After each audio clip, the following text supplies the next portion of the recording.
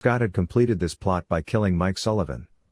The young man looked at Kowalski and was about to say something when the door of the interrogation room opened and a man in a suit and carrying a bond briefcase entered.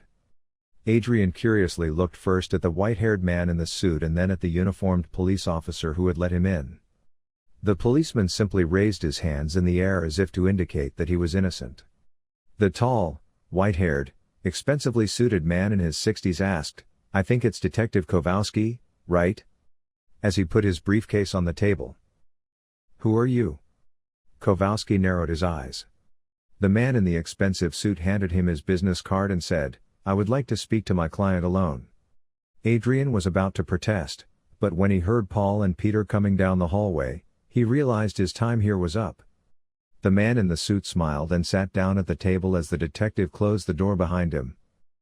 "I didn't hire a lawyer," Scott said, looking at the man. "You should have," the man said, eyebrows raised, his head cocked slightly. He pulled a pair of rimless glasses from his jacket pocket, opened his briefcase, and retrieved a tape recorder and several files. "That's your right.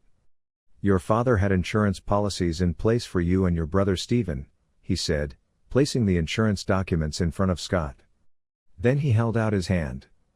"I'm your attorney with the Ferguson Foundation, Mr. Donovan. My name is Herbert Penley." Scott shook his outstretched hand, thinking about the phone call his father had made before sneaking out of the house.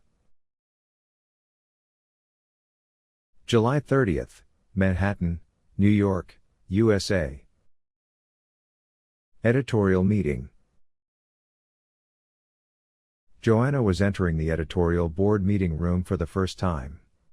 There was a long meeting table inside the rectangular room. About 20 people were sitting at the head of the black meeting table. The seats were comfortable, high-backed leather chairs. At the end of the table was a curtain and a computer for presentations.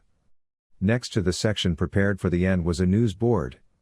The backup news from the meetings was hung here. The editor-in-chief also sat on this side. Today, she had made a change and listened to the art, sports, culture and magazine news first. Joanna noticed that this change was making people nervous. She understood that the editor-in-chief had not changed this routine for nothing. Richard Firstman, who immediately sent those interested in these topics to work after the news and their locations were decided, looked at the 40-year-old man on his left and asked, "What's next?" The bearded, bespectacled man with long hair pulled back into a ponytail and looking at the files in front of him was named Rain Whitewood. Whitewood, in his late 30s, wore a white shirt, cream-colored slacks, and slouchy shoes.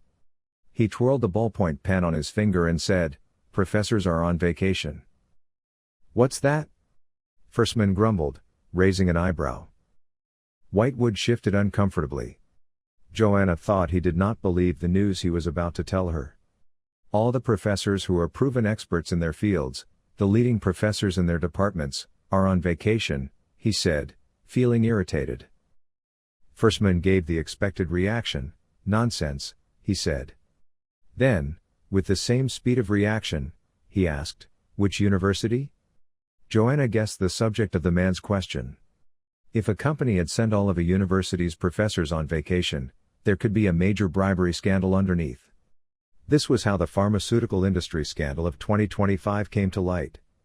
The news story for which Charles Whittaker won the Pulitzer Award proved that many companies, the giants of the pharmaceutical industry, had distributed millions of dollars in money and gifts to large university professors over the years for drugs for cholesterol and flu.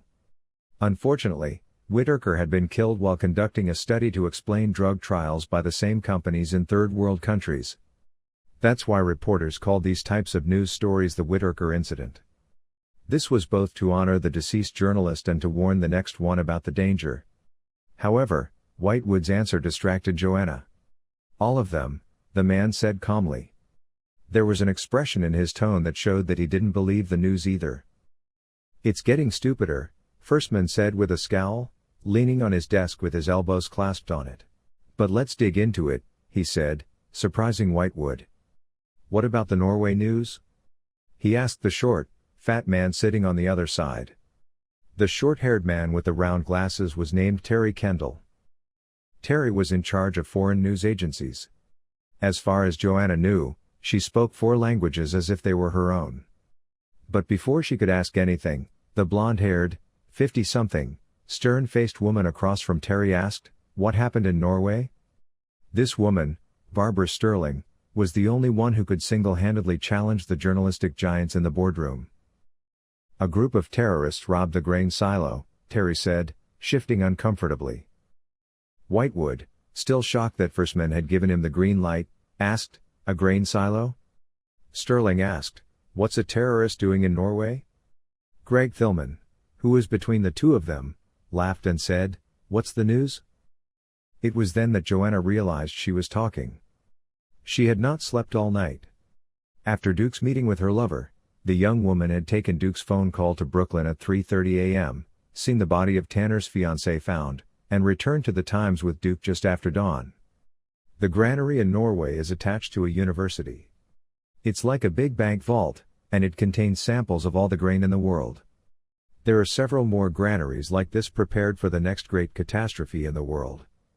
There must be another one in Siberia, she said solemnly. "A little culture wouldn't hurt," Firstman said, pointing at Joanna. There was no mischief in his face or voice, but his look conveyed mockery. The Duke leaned back in his chair, smiling. He was proud of his apprentice. "And then there's Maricella's New Year's prophecy," Whitewood said. "Who is Maricella?" Joanna asked curiously. Greg Thilman laughs. "A little culture wouldn't hurt. A blind prophet from New Orleans. He knew about the assassination of Pope Octavius." Before they could mock Joanna, Duke shifted uncomfortably in his seat and asked, "Yeah, he knew I was getting a divorce. What was his prophecy about this time?" Joanna leaned back uncomfortably, crossed her arms over her chest, and began chewing on her fingernails. She hadn't done that since high school, and the idea of someone being married to Duke made her nervous. Whitewood adjusted his glasses and shuffled the notes in front of him, muttering, "He speaks of great destruction. The soulless will run through the streets and the world will collapse." "What are soulless?" Thilman asked curiously. Sterling, his eyes twinkling mischievously and suddenly narrowing, asked, "No lawyers." He began to grin. His eyes were on Thilman. "Hey, be nice," Greg said, spreading his hands, as everyone at the table laughed. Greg Thilman's wife, Rebecca, was a lawyer. Firstman pointed with his thumb to the billboard behind him and said, "The Doomsday News always works. It's summer. If we can't find better news, we'll publish it." "Anything else?" Firstman asked when no one responded, and finally looked at Duke. "We may report the library robbery, but it's not just a hack," Duke said calmly, leaning toward the table and resting his elbows on the desk. Firstman had guessed this too, but guesswork was not the way to make news. "What have you got?" he asked. "I spoke to the night watchman. He said he saw 4 men in masks with silenced guns, and the police found the bombs were stolen 2 years ago," Duke said. "Where were they stolen from?" Sterling asked, putting his hand to his chin. "LGG, Duke said with a shrug. "Oh, they're lying," Sterling said. "I've seen those guys train and ship, no one could steal anything from them." Duke nodded in agreement. The LGG's men would kill and then bury any man who stole something from them somewhere by the side of the road. He turned to his intelligence chief and asked, "Do you have anything?" "Dirty business," Coleman said, frowning and shaking his head. "Nobody wants to talk about LGG, he said. Greg squinted, scratched his head, and asked, "Who owns LGG?" "It belongs to us," Coleman said, grinning. Greg's eyebrows rose. He didn't understand what Coleman meant. "What? How?" he asked in his usual urgent manner. Coleman leaned back and took a sip of his coffee. LGG, or Lifeguarding Group, protects the foreign investments of large companies. They accept and retrain members of the Navy Infantry, Special Forces, Tactical Teams or ASU who have completed their training and served abroad. Their most important customer is Nisco Oil. They operate in more than 200 Nisco Oil locations worldwide. Lifeguarding Group is also a Nisco Oil company. Nisco Oil is a company that is not visible, but is a major shareholder of many oil giants. There are many large and small companies under this iceberg. For example, Blue Medical Group in the health sector. You all know Blue Hospitals.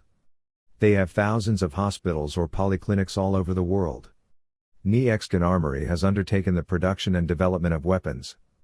They have been equipping our army for almost 10 years. In the transportation sector, there is Airnex, which bought American Airlines at the same time. In the energy sector, there is Enernex.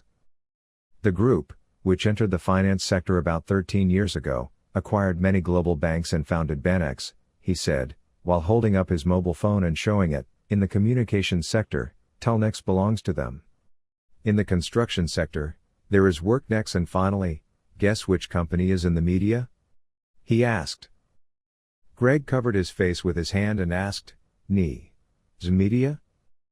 Today's winner is. Coleman grinned, pointed at Greg, and said, imitating a game show host. Media was the company that bought the New York Times. Damn it, Firstman growled gruffly, Duke, let it go, or get rid of the parts that concern us. Firstman was a seasoned man. They couldn't mess with these giants, especially not their own bosses. Duke, on the other hand, only grumbled incoherently. Firstman was sure Duke was cursing him. July 30th, New York, USA. Small acts of kindness from old friends. There was a deep silence on the lowest floor of the parking lot. There were yellow letters and numbers on the concrete walls that were 1.5 meters high to mark the parking areas. The damp, cold and dark parking lot was 8 floors below ground. There were almost no cars in sight. A black and armored limousine stood between the widest spaces, the G and H parking lots. There were 2 guards standing at the head of the 8-meter luxury vehicle and 5 meters away. Both were big and in suits. The guard at the head of the limousine touched his earpiece, looked inside the limousine and nodded. At that moment, a Bentley entered the large parking lot. The Bentley, which was slowly approaching the limousine, turned off its headlights and stopped 10 meters away. 2 guards got out of the Bentley, looked around and opened the rear door of the car. Otto got out of the rear door with his characteristic calmness. As always, he was wearing a white suit, a cane and a Panama hat. Despite his wrinkled skin, his eyes still had a youthful sparkle. Bakesfield was expressionless as he got out of the limousine. Hi, Otto, the late middle-aged man said, using his usual soft tone. James, replied Otto von Lonsenrader, nodding to him. He had come within 6 feet of Bakesfield. I apologize for bringing you here in such a hurry, my friend, but I'm afraid I have bad news, Bakesfield said, reaching one hand into his pocket and moving the other theatrically in time with his words. What's going on? Otto asked curiously. The video phone line they normally used was extremely secure. Bakesfield must have had a really important reason to bring him here under such unusual circumstances. They finally found the doppelgangers, Bakesfield said with a deep sigh. Someone found the file and pulled it out. Feeling a small spark inside him, the old man struggled not to show it to the other party and asked, Is that so? Where are they? At this point, Otto even managed to smile. It's in a suburb called Richmond, West London, England. Here's the file McCrollins gave me, Bakesfield said, holding out the file he was holding. We can't stop them now. Did they put anyone after them? Otto asked calmly, smiling. McCrollins sent his guys. I think it was a hit squad, but I don't know, Bakesfield said. I see, said Otto, gripping the silver-handled cane in his left hand. Still smiling, then no one can save them. Yes, Bakesfield said, looking at the guards. They were the best of the black men. But their loyalty was to the Brotherhood. He could not hope that they would be loyal either to Otto or to him. So they were putting on this simple charade. It was James Bakesfield who had arranged for the Hopesteins to settle in London and covered their tracks. James Bakesfield changed the subject. Well, that is not why I called you, my dear friend. Did you solve our problem last week? The old man nodded his head in understanding and said, I have found some solutions. Tanner was the victim of a tragic car accident just before he was to speak to the press. We are making sure that the other friends involved will also remain silent, Otto said in a calm tone. Bakesfield admired the old man's composure and said, then we can say that Operation Oasis is going smoothly. We'll be ready for the next step, Otto said, looking the man in the eye and saluting Bakesfield with his fedora hat as he walked back to his car. Bakesfield sighed deeply as he looked after the Bentley as it drove away. The Hopestein brothers were the grandchildren of Otto von Lontzenrater. His son Sigfield, a sorcerer himself, had married a black man hunter who was tasked with hunting him, despite his father's objections. They had changed their names and locations to stay out of sight. However, their marriage had not worked out very well. That wasn't the only problem. One of the twins had suddenly disappeared one night. Bakesfield had always suspected Otto of this, but he had never been able to find any information on the subject. Whatever, Bakesfield muttered, shrugging and returning to his car. Otto had been his friend for a long time. He needed to be warned about his grandchildren. It wouldn't do to do it with electronic communication devices that were constantly being tapped. Bakesfield had done what he could, he had warned Otto. The rest was his problem, and if the assassins were successful, it would be McCrollin's problem. As Otto pulled out of the parking lot, he dialed the shadow number on his cell phone. A silky smooth female voice answered the phone. She had an exotic accent. I have a job for you, Otto said calmly. July 30th, Manhattan, New York, USA. Links. Duke entered Adam Coleman's office about 10 minutes after the morning editorial meeting. Martin Blake, he said to Coleman, who was looking at him. I don't know, Coleman said calmly. It may or may not be connected with last night's incident, Duke said grimly. He was about to put a cigarette from his jacket pocket to his lips when he met Coleman's angry gaze and sighed, putting it back in its case. Coleman had quit smoking last year and absolutely refused to smoke in his room. What kind of connection? Coleman asked calmly, considering Duke's decision to stop smoking a victory. A laptop, cell phones, and photos of Tanner's old crew were taken from Tanner's house yesterday when he was killed. I took the photo. Of course, I don't have the original photo because the camera belonged to them. The others wouldn't talk to me. I only talked to Tanner. The only other person on the crew I know besides Tanner is Martin Blake, Duke said, trying not to complicate things too much. Coleman wrote the name down on the notebook in front of him and said, Okay, I'll look into it, in the meantime you rest. You look bad. Duke looked down at his shaking hands. It's not tired, he grumbled. He reached for the flask in his jacket as he left Adam's room. Some things were never given up easily. It was the smell of coffee that woke Duke. He was lying on the old couch in the reporter's lounge. He didn't know how long he had slept, but he had finished his entire flask of Jack Daniels before he fell asleep. He pushed himself up on his elbows, squinting through his eyes. Joanna was sitting on one of the couch's arms. What time is it? She said in a low, raspy voice, reaching for her coffee. 2 p.m. Who's Martin? Joanna asked, pulling the cup back before Duke could reach it. Duke frowned and narrowed his eyes at the cup, tossed his hair back, and said, a friend of Tanner's. A bit of a curmudgeon. Coleman's found his place, Joanna said softly, offering her kindly prize, the coffee. Oh, where is Beauty? Duke asked, taking a sip of his coffee and leaning back on the couch. He's in the city morgue. He died in a car accident 2 days ago, Joanna said with a shrug. Damn, what an interesting coincidence, Duke grumbled, frowning at the coffee in his cup. Yes, isn't that right? Joanna agreed with Duke, frowning and folding her arms across her chest as she always did. Duke raised an eyebrow and asked, where is he staying? He didn't believe that 2 veterans had died accidentally, and he didn't want to let go of the news of their deaths easily. It was just a reflex. Duke had to find out the truth no matter what. Joanna showed the small piece of paper in her hand, Lower Manhattan, 105 Leonard Street, Queen's Apartment Hotel, room 104. Coleman met with the hotel manager. He's waiting for us. The two went down to the garage and got into the Chrysler 400 SLX they had given to the Times reporters. The four-seater was quite comfortable. Joanna was looking at the news on her tablet computer in the right seat. She paused for a moment and said, "Here it is. Martin Blake died in a traffic accident at 3:30 a.m. on July 25. Another hit-and-run case, no witnesses. He was found dead across from 83 Clark Street in Brooklyn." Duke asked with narrowed eyes, "What did you say, Clark Street? A few blocks from Tanner's?"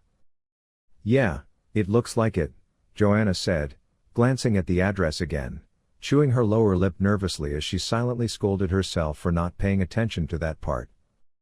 As soon as Duke pulled out of the building's parking garage, he glanced at his watch, muttered, "Damn, I forgot," and began scrolling through his phone while Joanna continued to browse through files.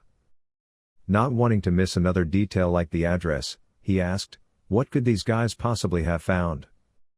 Finding the number he wanted on his phone, Duke glanced at Joanna for a moment and said, "Believe me, honey, you don't want to know what the United States corporate mercenaries have been up to over the last 50 years.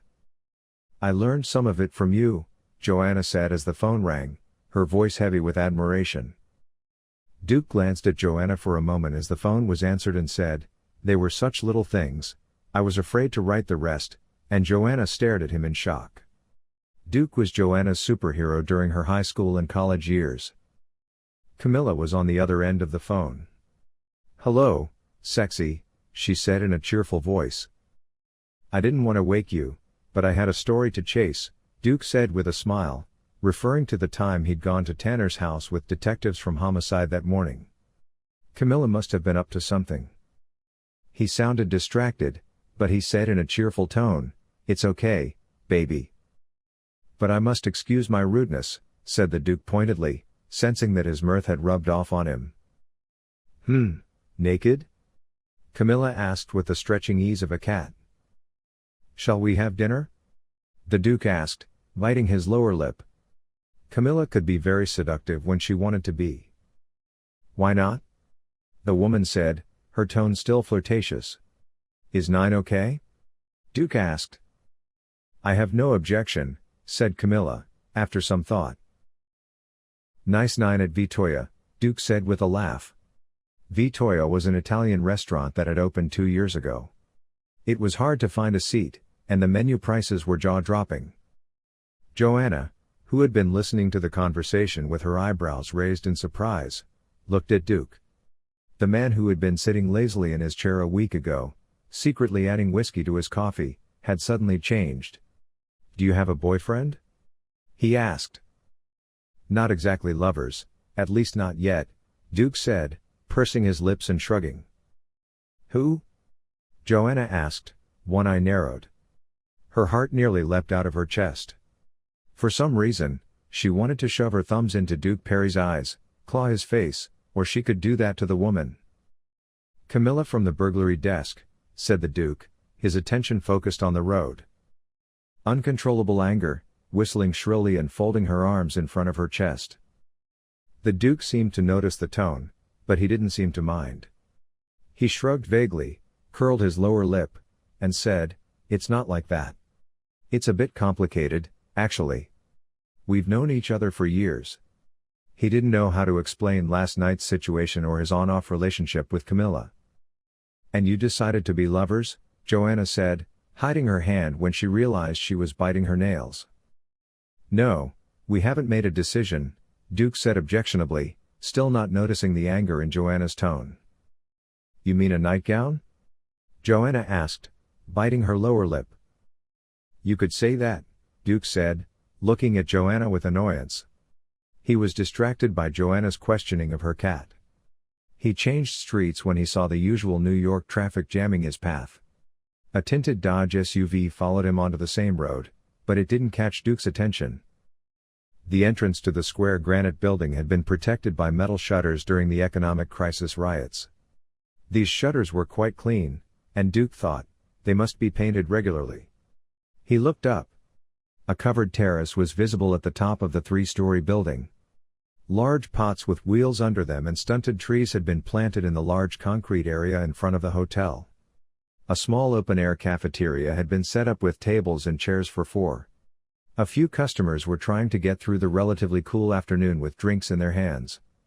When they entered, they were greeted at the reception by a thin man of 5'7" with thick eyebrows and a stooped posture from standing forward. When the man saw Joanna, he tried with admirable effort to straighten his cream-colored shirt and comb back his hair, which was falling out in the middle and very tangled on the sides, but it stood up again as if it had static electricity. But the man in his late 40s did not notice this, and said, "Welcome to the Queen's Apart Hotel."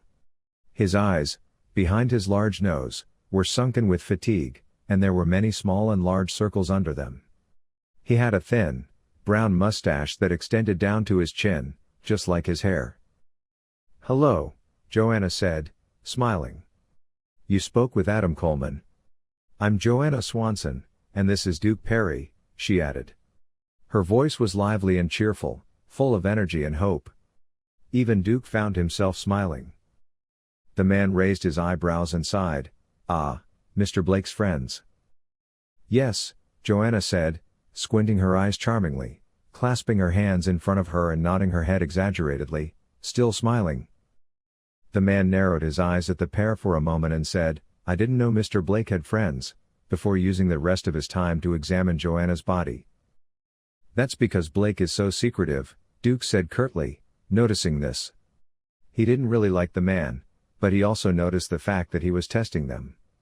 So he pulled everything he remembered about Martin Blake from the dark corners of his mind. In the meantime, he saw Joanna looking up the stairs and then up the fire escape. If this struck the reporter as odd, he didn't dwell on it. "Yes, I've only seen him speak 3 times in 2 years, really. Mr. Coleman must have explained the situation. I'm just the manager here. Mr. Martin's situation is very sad, but if he doesn't pay, I'll have to vacate his room," the man said, almost lazily, coming out from behind the reception desk. "I see," said Duke. "How much does he pay?" The man's thin lips curled into what amounted to a smile. "Mr. Blake always paid in advance. He hasn't since Monday, and he's running out of money at $30 a day." Duke nodded again and said, "I see," again, as he handed over $200. Then he paused and asked, "Coleman said we'd give you $200. Why?" The man held his hands out to his sides as if it were natural, and said, "So I can show you the room before the cops get here." Duke raised his left hand and showed him a deck of 10-20s. Perry pulled the deck back when the man held out his hand. "No offense, but let's see the room first," he said with a friendly smile. "Follow me," the man said with a sigh. The hotel was spacious, clean, and well maintained. The stairs to the rooms had navy blue carpeting. The man said, "Mr. Blake's room is on the first floor. We can take the stairs if you like, and then headed up the stairs." Nighttime photographs of New York hung on the walls of the stairs. The man said calmly, "So Mr. Blake had a car accident and was taken to the hospital. Why would they send the police for that?" Joanna glanced at Duke. The hotel owner had no idea that Martin Blake was dead. Duke shrugged. "Yes, he was in an accident, but his insurance says he can't afford to own a home for it to pay out," Duke said, complicating matters. The man shook his head and growled, "All insurance companies are crooks. If we kicked them and the bankers out of the country, the murder rate in America would be cut in half." Perry added with a laugh. The man laughed and nodded. "And they're lawyers," Duke said, nodding with a wry smile. The man looked at the walls and said, "Hotels are more expensive, sir, so we converted them into apartments. It gives us time and resources for building maintenance." "Martin been here?" Joanna asked, looking at the apartment doors they passed. "It's been 2 years, the man said, looking over his shoulder. The Costa Ricans, they saw the burglar. They hang out on the balcony almost 24/7. I invested in security cameras for nothing," he grumbled, pointing with his thumb to door number 103, where the children's voices were coming from. Then he raised his index finger and said, "You know I took a risk by not calling the cops. Mr. Blake might consider me an accessory to the crime because I didn't report it late. Martin doesn't mind. Did a thief break into the room? Asked Duke, waving his hand in dismissal. The man nodded and said, yes, this morning the people in the next room, like I said in 103, saw someone enter from the balcony. When we went to the room the man ran away. I don't think he stole anything, it happened quickly. I understand, let's get your stuff for the hospital and then head out. He'll take care of the rest, Duke said, not wanting to belabor the point. When he arrived in front of room 104, the man smiled and pulled out his magnetic manager's card. For an apart hotel, the inside was quite spacious. The ice blue walls were clean. The floors were carpeted, the furniture was new and unscratched. Catching Joanna's eye, Duke pointed at her and whispered, mouthing exaggeratedly, "Stay put." "It's a magnificent place," Joanna said, suddenly transformed. Her introduction was so enthusiastic that even Duke was surprised. Joanna, with all her theatrical talent, said, "It's exactly what we're looking for, my cousin." "There's a subway nearby, isn't there?" "Yeah," the man said hesitantly, his eyebrows raised in surprise. "That's great," Joanna said, imitating her mother's bridge friend, Mrs. Sims. Mrs. Sims was the most exaggerated, tacky person Joanna had ever seen. She mimicked his exaggerated movements by saying, "My cousin is from New Jersey. I like her a lot, but you know I can't say, 'Honey, come stay with me' when the kid is growing up and discovering his place in the world, can I?" "Of course you can't call it that," the man said, timidly. "That's what I thought, too, so I think you should stay in a place like this, where it's clean and comfortable." "You have a laundry, don't you?" Joanna asked, winking. "Of course, downstairs," the man said with a smile, eager to rent a room for the entire term to his new client. Joanna said, "Magnificent," and Duke had already headed for the bedroom. Duke, who entered the dark blue-colored bedroom, thought the thief had first rummaged through it. The spacious and airy room had a French balcony. Blue curtains and navy blinds separated the balcony from the room. Navy blue bedspreads and blue pillows were on the floor. The covers of the dark blue nightstands were open, and the laundry inside had been taken out. Duke, who saw the book on the nightstand next to the bed, looked at it curiously. The old book, covered in black leather, was a hand-sized Bible. Duke noticed that there was a piece of paper in the middle of the holy book. This paper, used as a page bookmark, was the team photo Duke was looking for. Duke held the photo up and smiled. Moreover, the names of the men on the team were written on the back. The man, who put the photo back in the Bible in his pocket, stepped on a bulge under the carpet on the floor and looked at the floor with anxiety. Seeing the bulge and realizing that there was something underneath, Perry leaned over curiously and probed there. A small pocket had been created by cutting the dark blue carpet with a knife. From this pocket Duke took out a key. It was an old-fashioned, grooved key with a barrel at the end. Its handle was the diameter of a quarter. The body and handle were made of red aluminum. Joanna's theatrical talent and performances put her performances to shame, but she knew she wouldn't distract him any longer. She grabbed a backpack from the closet and left the room with the souvenirs she had taken from the nightstand drawer. "These should be enough for Martin," she said with a smile. He could tell by the way the man looked at her that Joanna had almost forgotten about him and his reason for being here. She handed him the $200 in her pocket and said, "We appreciate your help." When they left the hotel, Joanna was jumping in her seat and asked, "How was I? How was I? I can't believe I did it. Did it work?" Smiling, Perry took Joanna's hand and kissed her on the cheek. Looking at the surprised and blushing girl, he said, "It's been a real pleasure working with you, Joanna Swanson."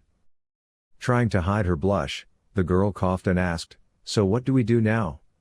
Duke put his hands in his pockets and said, "First we go back to the newspaper and check the names. Let's see who's still alive." "Do you think they're all dead?" Joanna asked, raising her eyebrows and biting her full lower lip. "I hope I'm not right," Duke said grimly, as he called Detective Farson. It wasn't until they got into the car that Paul Farson answered the phone. "What do you want, Perry?" Paul asked angrily. He still hadn't been able to sleep, and had spent most of his time writing reports. Calm down, man, Duke said with a laugh. He could tell by the man's tone of voice that Paul was always irritable when he wasn't sleeping. There's a Queen's Apart hotel on Broadway and Leonard.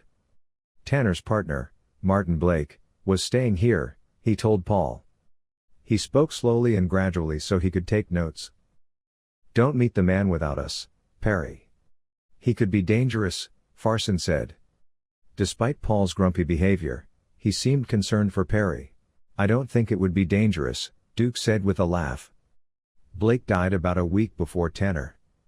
According to the accident report, he was in a car accident a few blocks from Tanner's house. Paul paused for a moment before asking, did someone come after these men? I don't know, Duke lied. He didn't want Paul to take control of his possessions right away. You went to the hotel, didn't you? Paul asked in a sly tone. Of course.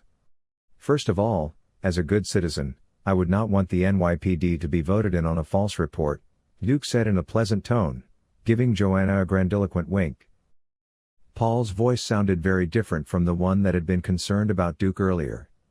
You didn't take anything from there, did you, Perry? It would be a shame to arrest a good citizen like you for something like evidence tampering, he said, implicitly threatening Duke. Oh, come on, Paul. Would I ever do that? Of course I would have stolen something. He had some pictures, and I told him Martin wasn't dead, he was injured in the hospital and he wanted his things. I've got his backpack and some underwear. Stop by the newspaper after this, I'll give them to you, Duke said. You're driving me crazy, old man, Paul snorted and hung up. Duke grinned with the amused expression of a kid who's just made fun of his childhood friend as he put his phone back in his pocket. Joanna raised one eyebrow curiously. Placing her hands on her hips, she said, I have 2 questions. First, what kind of debt does this man have that he hasn't arrested you? Second, why did you tell him about the photo? I just stopped someone from stabbing him in the back, Duke said with a shrug.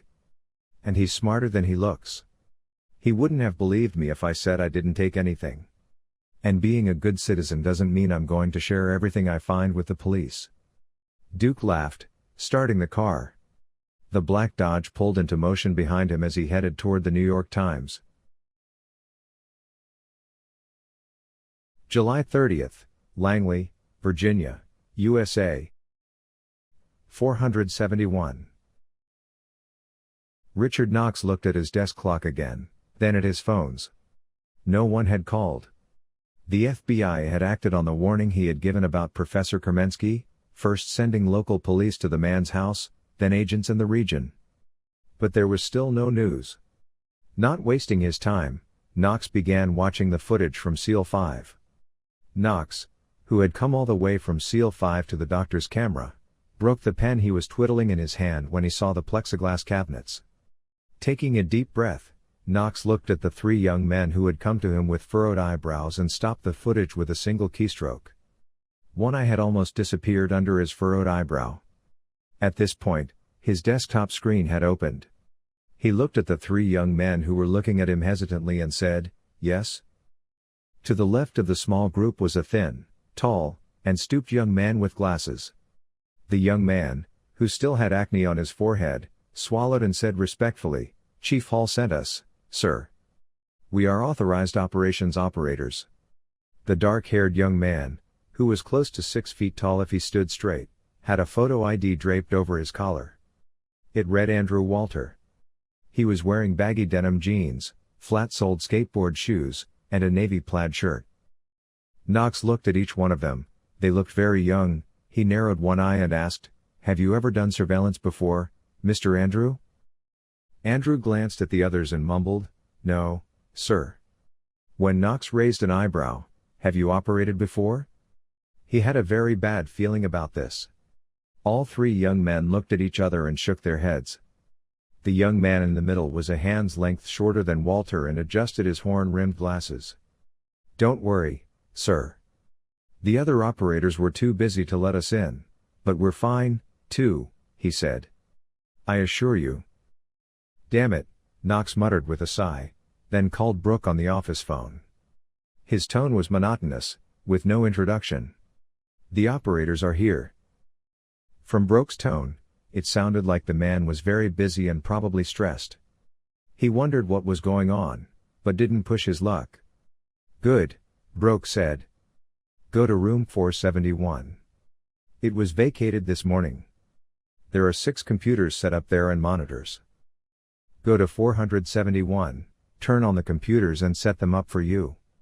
I'll be back in a minute to brief you," Knox said after hanging up and forwarding the office phone to his cell phone. "Right away, sir," Andrew said from the front row. Knox held up a finger to silence him. "You'll be staying here tonight. You'd better notify your families," he said. Room 471 was 4 meters wide and 8 meters long. A window separated it from the corridor and tightly closed blinds isolated the room. The walls were a smoky color. 4 large plasma screens were mounted on the wall and connected. In the middle was a long table for 4 computer operators, so that both the operators' screens and the large plasmas could be seen clearly. On one side of the corridor was a display table for maps, and on the other side were work tables for other analysts. Knox was leaning on one of them, turning a pencil with an eraser on the back between his fingers. While the operators were setting up their computers, Knox decided to stop asking the FBI for help and call Professor Adler. James Adler was one of the giants of microbiology. Richard had known the man since his school days. When the automatic female voice on the number he called said that the phone was off, Knox called Adler's office. "Professor Adler's office," said a young female voice. "Professor Adler, please," Knox said with a sigh. He really didn't like this kind of waste of time. The young woman on the other end spoke calmly and slowly, as if she had sensed this and was doing it on purpose, and asked, "Professor Adler is on vacation, sir." "Who called?" Knox sat down at the table and asked, "I'm Richard Knox, a former student of yours. When is he coming back?" "Professor Adler has taken a 2-week leave, Mr. Knox," said the young secretary. "So where is he on vacation?" Knox asked. "I'm afraid I can't share that information with you, sir," the young woman said. "I understand, thank you," Knox said, hanging up the phone. "You, young man," he said to the blond, long-haired young man who had calmly but hurriedly finished setting up his computer. The young man started. "Me?" he said, his blue eyes wide with fear. "Yes, you are. Can you connect to satellite and security cameras?" Knox asked calmly. Nodding, the man said, "Of course, sir." At that moment, the security car door beeped, indicating it had opened, and Derek Ferguson entered. Ferguson was a large African from Alabama. He was also the only man Knox trusted in the CIA building. He nodded to the large African operators who approached Knox, shook Knox's hand, and said, "I hear you run an operation here." "It's not an operation yet. What are you doing here, buddy?" Knox asked with a smile. "Brooke Hall sent you. I am the counselor who will be watching you," said the big, angular, strong-featured man with a goatee, smiling with his pearly teeth. Knox was relieved. For a long time, CIA operations had been conducted by 2 agents from 2 different units working together. This was a precaution designed to prevent some malicious work and recklessness. He nodded silently, "Good," then turned to the operators and said, "Gentlemen, this is Mr. Ferguson, the second in command of our operation." Then he turned to the blond man and said, "We'll call Professor James Adler. He's on vacation, his cell phone is off, and the lady in his office is reluctant to tell me where she's going. Get started."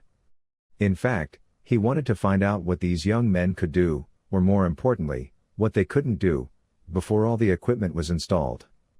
If Knox's subordinate staff couldn't do anything when he moved, it could end in disaster. In this way, he would get to know these boys, have a fair amount of fun with Adler, and learn about the files he had. The blond young man who took the phone number squinted and opened a few programs. They were shareware and locators used by agencies like the CIA, NSA, and DEA to track cell phones. "The last signal came from the airport," he said. Be more specific, son, Ferguson said sharply, winking at Knox. The blond young man swallowed hard and said quickly, yes, sir. It's inside the international terminal of the airport. So what do you need to do now? Ferguson asked, folding his arms, the thickness of a normal man's legs, across his chest. Knox smiled and noted that Ferguson had begun training the three rookies. We'll check your name at the ticket sales and exit? The blonde operator asked timidly. Ferguson pointed a thick index finger at him and said, that's good, but it's not enough. The Spanish operator in the middle asked, should we continue watching from the camera? As the first possibility that came to his mind. We're the CIA, gentlemen. The people we're going after aren't hoodlums who rob liquor stores. If we lose sight of the guys we're watching, they'll break into your house in an Airbus, Ferguson said enthusiastically. All right, let's get started. The big man clapped his big hands together with a noise like thunder. He slapped the operator in front of him on the shoulder and said, what time did you, young man, hang up that phone? After a few quick clicks on the keyboard, the young operator said, 10:48 a.m., sir, in a robotic, emotionless voice. You, Ferguson said to the young Hispanic man, get on the airport security cameras. I want the footage from 10:40 in the international terminal. And you, young man, get us all the flights after 10:40 and their manifests, he said to the tall man sitting in front. The images are ready, sir, the other operator said quickly, and Knox realized the boys were inexperienced but not too fast to be trifled with. Still, someone had to guide them and explain clearly what he wanted. Nodding, Knox said, put it on the screen. More than 40 cameras were watching the international terminal. Run the footage from 10:40 to 10:48, Knox said with a sigh. Enter Professor Adler's credentials. Get his photo from there, and use the facial recognition program to find Adler, he said as the footage looped. The green triangles from the facial recognition program began to appear and disappear on each person's face in the camera feed. Soon the triangle that had circled all the cameras stopped on a man in his late middle years wearing a cream-colored linen jacket. Knox pointed a finger at the screen and said, enlarge the highlighted area. As the image grew and came into focus, the features of a thin, white-haired, gray-bearded man with a goatee came into focus. Several muscles tensed on Knox's serious face. Ferguson knew it was the closest thing to a smile. The man was accompanied by his wife, 2 children, and 2 grandchildren. He could tell by Knox's frown that something was wrong. What happened? He asked. That's Rockwell, Adler's son-in-law. Adler hates him. It's ridiculous that they're going on vacation together, Knox said, pointing to a young man with a backpack who followed the professor. Ferguson shrugged, looked at the man's grandchildren, and said, grandchildren change everything. Not Rockwell and Adler, Knox said, moving closer to the screen and saying, bring those guys back closer too. There were 2 men in suits in the approaching footage. They were coming up right behind Adler and his family. Bodyguards? Ferguson asked with one raised eyebrow. Knox didn't like the situation either. Keep watching, he said as he sat down at the operator's table behind him. The banter had taken on an unexpected seriousness. As he watched the large group heading to Ernex's table, Knox looked at the camera clock and said, 10:45. Who logged in? Adler and Rockwell families, the operator said, 1:15 to Tel Aviv, first class, he added. As Knox rose from his desk, Ferguson approached the screen. As he looked closely, Ferguson caught sight of a camera image on one side. He put his finger on a man standing at the Swissair desk and said, can you enlarge that? He looked at the enlarged image of a dark, short, thin, and bald man and said, identify me, this guy looks familiar. A green triangle appeared on the man's face. While Knox was looking at the man's ID on the operator computer, he pointed to the 2 people behind the man and said, 2 more guards. Professor Schner, German-born, 57 years old, chairman of the chemistry department at Fordham University, said the operator. Where is he going? Knox asked, turning his head slightly to the side. Connected flight, Istanbul, Turkey, After Istanbul, he has a ticket to Samsun, said the operator. Ferguson narrowed his eyes and said, Samsun is a city in Turkey, but it's not a very important point.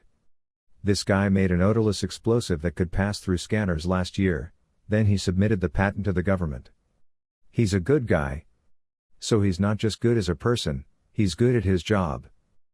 A good guy, Knox said, narrowing his eyes. Then his eyes suddenly opened as if he had woken from a dream, and he turned to the operator and said, check the international flights that have been on all day. Have there been any other flights with the title Professor? As he was doing so, his cell phone began to ring. His office phone was listed on the caller ID. It was one of the forwarded numbers. The agent who answered his phone said, this is Knox, directly. The female voice on the other end of the phone simply said, Elizabeth Carter. Elizabeth Carter had been an FBI agent like her older sister Diana, but she wasn't as experienced yet, so the agency had assigned her to check on a missing scientist. Knox recognized the woman's name. It was the FBI agent he had spoken to this morning. Agent Carter, any progress on Professor Kermensky? Yes, unfortunately we believe she has been abducted. Are you able to assist us with this matter? Are you able to answer any questions I may have? The agent asked in a bored tone. Sure, said Knox, those I can answer. The agent on the other end of the phone, appreciating someone from the CIA who was so open-minded, asked, what is your connection to Professor Kermensky? Professor Kermensky is a renowned scientist and consultant in his field, frequently consulted by us in the NSA, Knox said, moving toward his desk. What was he consulting on? The woman asked in a curious tone. Biological warfare, Knox said simply, his tone dull. There was no response from the other party for a while. Did he develop anything? The woman asked in a fearful tone. I hope not, Agent Carter. What have you found? Knox asked the woman, sitting on the edge of his desk and staring at the plasma screens on the wall. Professor Kermensky has been under surveillance for several days. They could be a professional team, the woman said, trying to convey the hopelessness of the situation. This was a professional way of saying, we have nothing. We have some poor intelligence on a Serbian terrorist. It mentions Nat Fernandez, the right hand of a man named Polanov, but there's only hearsay about Fernandez, Knox said with a sigh. And that was all he could do to help the FBI. I understand, thank you, Agent Knox. I'll keep you updated, the woman said before hanging up. 16, Mr. Knox, sir, said the operator, who looked at him as soon as he hung up, with a concerned expression on his face. What's 16? Knox asked, ruffling his hair and sighing as he distorted his scarred face to make it even more horrific. The operator looked at the screen and said, 16 professors have checked out with their families. Ferguson put his hands on his hips and grumbled, 16 professors a month doesn't prove anything. They could have gone on summer vacation. It could be a simple coincidence. Not on the moon, sir, the Hispanic operator objected, his eyebrows furrowed in concern. 16 of them checked out today. How many have come out this month? Knox asked, raising an eyebrow. 612, said the young Spanish man, who had been tapping away at his keyboard for a minute with a series of keystrokes. Knox and Ferguson looked at each other in surprise. This can't be a coincidence, Ferguson muttered. Smoky-colored room had drawn its blinds. An old-fashioned brass desk lamp with green shields illuminated the documents on the desk. The old wooden desk, and guest chairs were all above CIA standards. Gail Peterson, the owner of this desk, scratched her head again and looked at the list in front of her. The 5'5" man regularly shaved his entire head. He had a stern look with his horn-rimmed glasses and goatee beard. His green eyes under his thick eyebrows looked remarkably young for a man in his late 50s. The man, who had left his suit jacket on the table and taken off his tie, took a deep breath and said, "Does anyone have a logical explanation for this?" To Knox and Ferguson, who were standing in front of him. Despite his low voice, there was a distinct Arkansas accent in his speech. "I didn't connect it to my case, sir," Knox said wearily. He was sitting across from Broke Hall and scanning some of the reports that had come in. Gail Peterson was the department head, the boss of Broke Hall. "But you think it's connected," Peterson said, narrowing his eyes and smiling fatherly, wagging his finger at Knox. "I have no proof," Knox shrugged. "It's just." "Just?" Peterson said with a smile. "It's just instinct," Knox said with a sigh, waiting for the moment when they would make a fool of him. But Peterson took the list from the table and said, "Don't insult your instincts, son. Find out. 600 professors don't go on vacation with their families to play ball at the beach. According to this list, they went to Syria, Turkey, Israel, and Greece. Mobilize our field agents there. What do they have in common? What's in their account activity? Where do their protections come from? I want to know all that. We're going to be made fools of enough in Congress this week." "Why would they blame the CIA this time?" Knox asked. He was used to senators in Congress blaming the CIA for everything. Peterson grinned. Interestingly enough, they're right this time. In a town in Louisiana, a group of 6 to 7-year-olds found spheres of plutonium used in nuclear warheads, he said in a mysterious tone, as if telling an incredible story.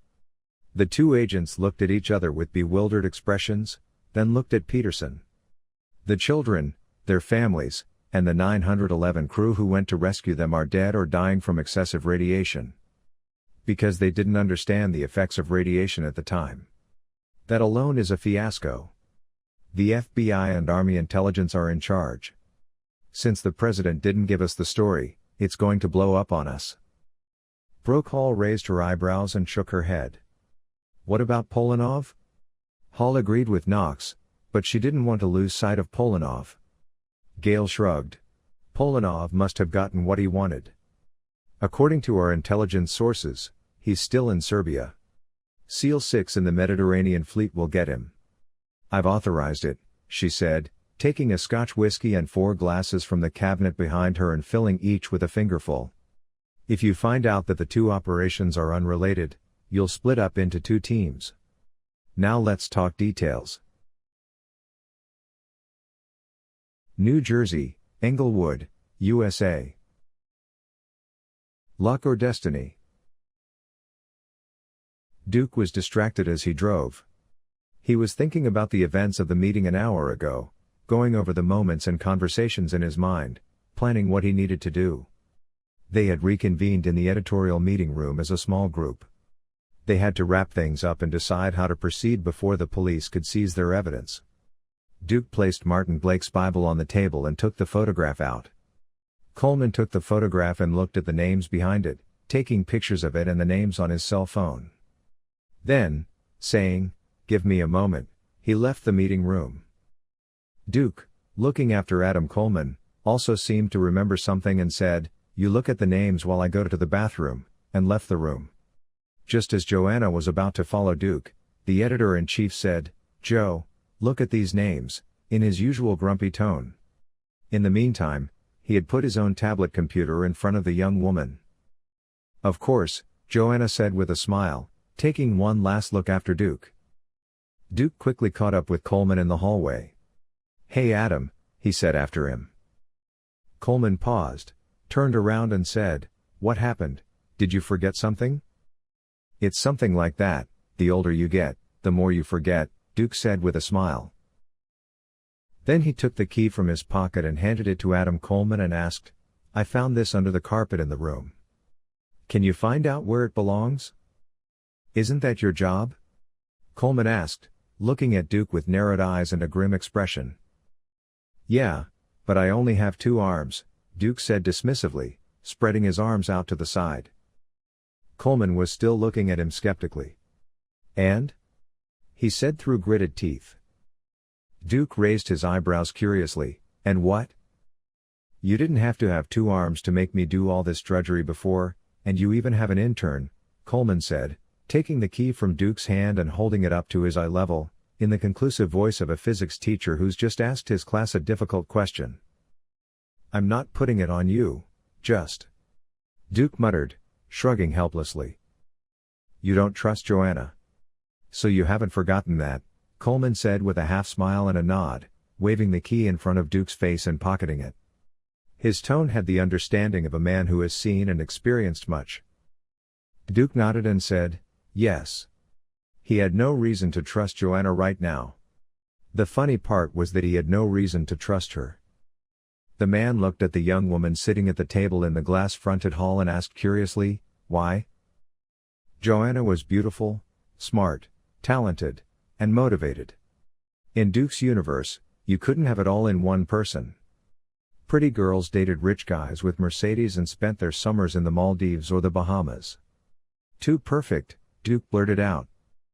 The man pursed his lips, nodded again, and said, you're right. Duke was taken aback. What? He simply said. Because Adam Coleman was from the world of physical evidence.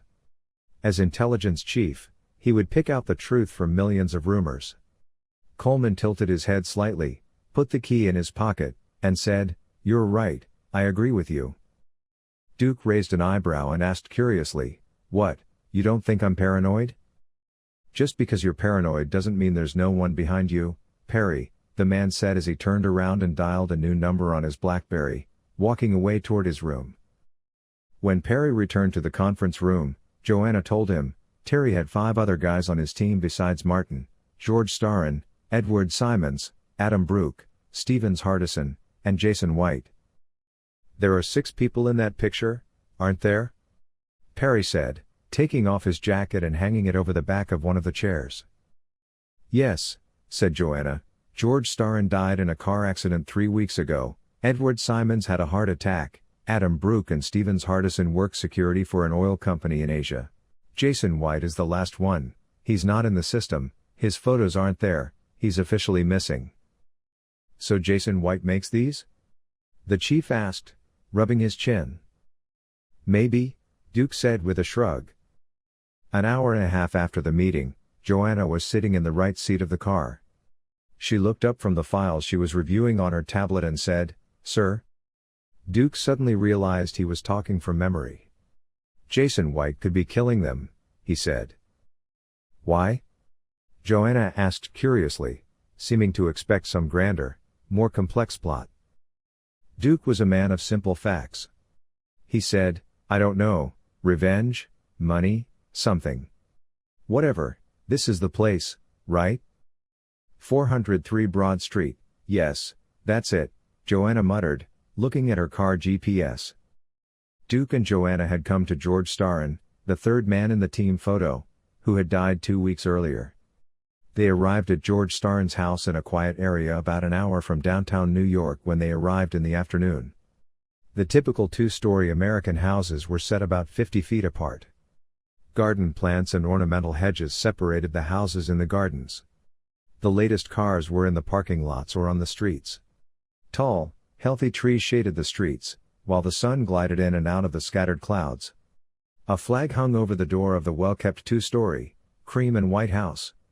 On the left side of the house, ivy covered the entire left side of the house.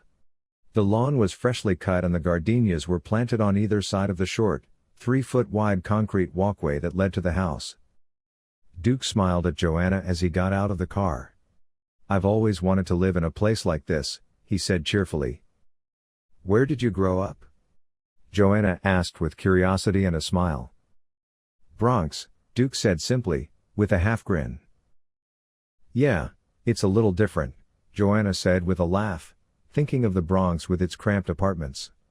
She glanced at the timid-looking woman who opened the door a moment after she rang the doorbell, and she cocked her head to one side. Mrs. Strain, I'm Joanna Swanson from the New York Times, and this is Duke Perry. The woman looked at Duke for a moment, nodded, and then opened the door wide.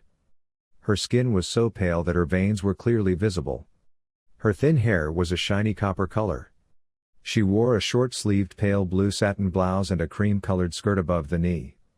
Her eyes were dark blue, their eyes sunken with fatigue and red from crying, hiding their timid gaze. The house was very quiet.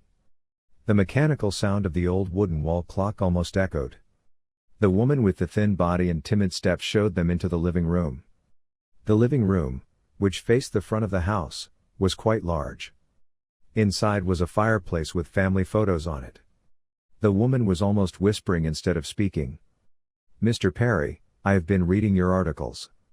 Can I offer you something to eat?" she asked politely. "A glass of water would be nice," Joanna said with a smile, but Duke just shook his head.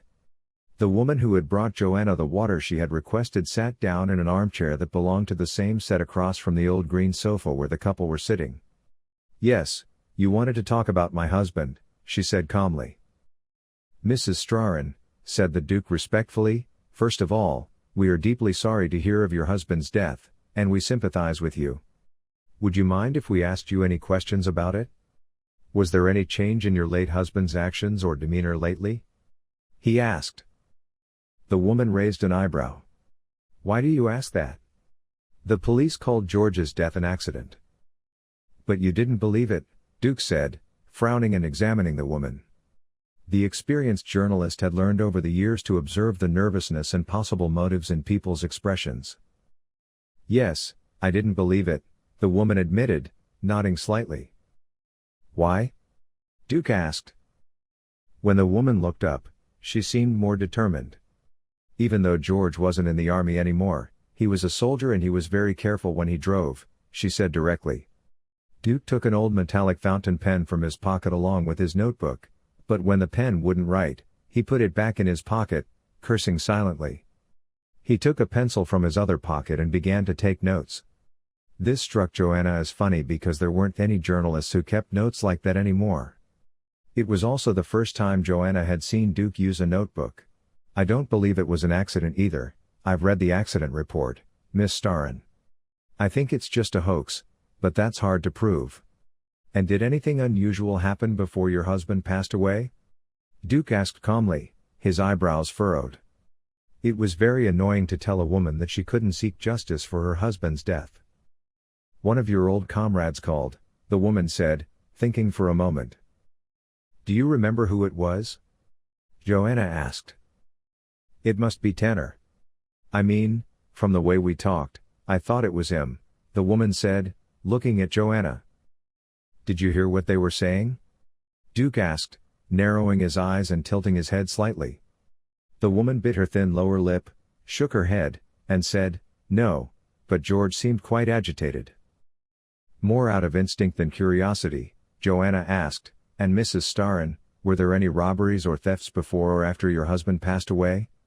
Nodding, the woman said, "Yes, there was a strange incident. Someone stole my husband's old computer 2 days after he died." "X?" Duke asked, squinting, praying for his luck to change. "Yes," the woman said, nodding. "It broke down last spring. George was too lazy to take it in to get fixed, so it was sitting on his desk. My wife was either using her phone or Ricky's computer. A thief came and stole it." "Ricky?" Duke demanded this time.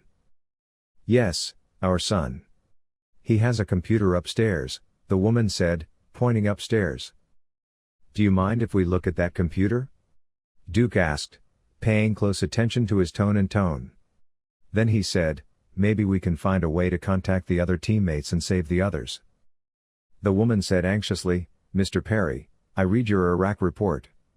My wife has had a very hard time since that report, but she never blamed you. I honestly thought you were writing a rag full of lies, but George told me what happened there as well as he dared." She swallowed hard. Then she lifted her head, clenching the small muscles in her jaw so that they stood out. "Still, he was a good man, Mr. Perry, so I ask you something. Write of him as a good husband and a loyal friend. When people die, that's all that's left of them," she said, her lips pursed, her eyes filling with tears. She made a visible effort not to cry. Duke nodded solemnly. "Of course, Ms. Strahan," he said. Duke's notebook remained on the coffee table as she headed for the stairs upstairs. The room, filled with NBA stars and movie posters, was truly a mess. Realizing this when she opened the door, the red-haired woman blushed and mumbled, I'm sorry. Ricky's going through a hard time and he's a bit messy." "Boys are always like that this age, Miss Strahan. It doesn't really matter, is that the computer?" Duke asked with a shrug. Nodding, the woman simply said, yes. Duke nodded and said, thank you, you can stay here if you want, so we don't have to look at anything personal. But the woman shook her head and raised her hands in negative, saying, no, I'm in the kitchen. Even if you find something, I don't want to know, and went downstairs. Duke was sitting in front of an old model iMac, looking sullenly at the computer. There was nothing important on the computer. Most of the letters that had recently arrived in his email box were from shopping sites, banks, and insurance companies. But one of them was marked red. The letter came from the address Isabella Felioxi at Rome University. The Duke and Joanna opened this letter first. They were met by a letter from George Starin. Good day, Mr. Felioxi. I am a history student who read your article titled The Lost Soldiers of the First Crusades, published in the World History magazine on March 23, 2025 with great pleasure. Based on this article, I wonder whether the knights who set out on the First Crusade went to the Argolasti region of Greece and from there crossed the Aegean Sea by ship. If something like this had happened, I wondered whether the Crusaders in question could have reached the Gulpner location in the Aegean region of Turkey. Is there any research on the subject? I await your response. Kind regards. George Starin. Have a nice day. Dear Mr. Starin, it is really gratifying that someone noticed my research. According to the research conducted by Dr. Mittenmeyer in 2019, there was such a group, but Mittenmeyer's research was completed with the Crusader Knights leaving Greece. It is not known where they left on the opposite side of the Aegean Sea. However, there is talk of an Italian knight who returned to his homeland about 40 years later from the group. Knight Alberto Vicenzi was among the groups that crossed from the Aegean region to Anatolia. This is an indication that there were people who crossed the Aegean by ship. Kind regards. Isabella Felioxi. Joanna opened her tablet computer and looked at George Starin's files. It doesn't say in his file that he's a history major, she grumbled. Not at all, Duke muttered, looking curiously at the other mail. So where did this crusade come from? Joanna asked, looking at Duke. I don't know, but they tracked it down somehow, Duke said, shrugging. The young woman had turned off her computer and turned her attention back to the computer on the table as she asked, whose trace? It could be a trace of something, Duke said, waving his index finger as if he were introducing an invention or giving a lecture. Then he lost the page he was on and said, I really hate computers. So how do you write news? Joanna asked, smiling as she helped him. She noticed that Duke had placed his hand over hers, which was holding the wireless white mouse on the computer. She unconsciously bit her full lower lip. But Duke didn't seem to notice, still sulking, same programs. I don't even have an email address, he said complainingly. Are you serious? Joanna asked in surprise, her eyebrows raised. Yes, while you're here, can you give me an address? Duke asked with a smile, using all his charm. Smiling, Joanna said, as charmingly as Duke. She went into Gmail and tried Duke Perry at gmail.com, but it was taken. Duke looked at the screen and said, dang, try Duke Perry 1952? Thoughtfully. Oh, that's it, Joanna said with a smile, as she saw Duke's left hand trembling as it rested on the table. That's the kind of thing old alcoholics do, Duke said with a sad smile, noticing where Joanna was looking and smiling. Joanna was about to protest when Perry checked his pockets and said, damn, I left my notebook downstairs. Can you get it? And while you're downstairs, ask Mrs. Starin if she's seen anything strange around the house lately. Weird? Joanna asked, raising one eyebrow curiously. Duke pursed his lips, shrugged, and waved his hands as he said, new neighbors, always parked RVs or vans. Joanna nodded, I see, and left the room. Immediately after her, Duke took the opportunity to pull out his flask of whiskey and down a glass. He drank almost half of it and went back to his emails. He had seen something Joanna hadn't noticed. The drafts section of her email box section was hidden. He pulled down that section with the mouse and revealed the section with 48 sketches in it. This was an old method of communication. It was mostly used by cell-type organizations. A single email address was opened and everyone in the group was given a password. Messages that needed to be forwarded were written as drafts but were not sent. Group members who read the message would indicate that they had read it by putting a dot under the message. Since no one sent any emails, it could not be tracked. Perry selected all the emails in this box and sent them to dukeperry@gmail.com. He took another sip from his canteen to suppress the guilt of the lie he had told his young intern. When Joanna's footsteps began to be heard on the stairs, about 10 minutes had passed, and Duke had sent all the letters to himself and deleted the messages from the sent folder. As Duke and Joanna left the house and headed down to the car, Duke glanced at his watch and smiled. Then he noticed the Dodge at the end of the road. The veteran journalist grumbled and got in. He was meeting Camilla that evening. New chapter. The Black Wolf. July 29th, Waverly, Tennessee, USA. Past friends, sins, and saints. Edward Dwayne held his daughter Elisa in his arms as they left the Walmart hypermarket. The little girl was only 3.5 years old. Her mother Anna had tied Elisa's silvery blonde hair up to resemble two small palm trees. Anna pushed Elisa's baby stroller while her father put her daughter in the children's basket of the shopping cart. The shopping cart was full to the brim. Elisa was bending and twisting to reach the colorful bags and whining, while Edward was smiling as he looked at his daughter. It was a sunny but not stifling day. While Edward was thinking that life was beautiful, Army intelligence agent Duncan emerged from between the two minibuses they passed. There were 3 more agents from the FBI tactical team with him. All of the agents were wearing the standard assault team uniforms and were holding M4s in their hands. Edward, who paused, understood that he was surrounded from the footsteps he heard behind him and from Anna's holding his breath. Duncan lifted Elisa up from her place with slow movements without lighting the cigarette between his lips.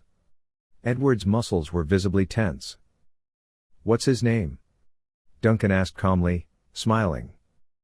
To Elisa, Edward said through clenched teeth.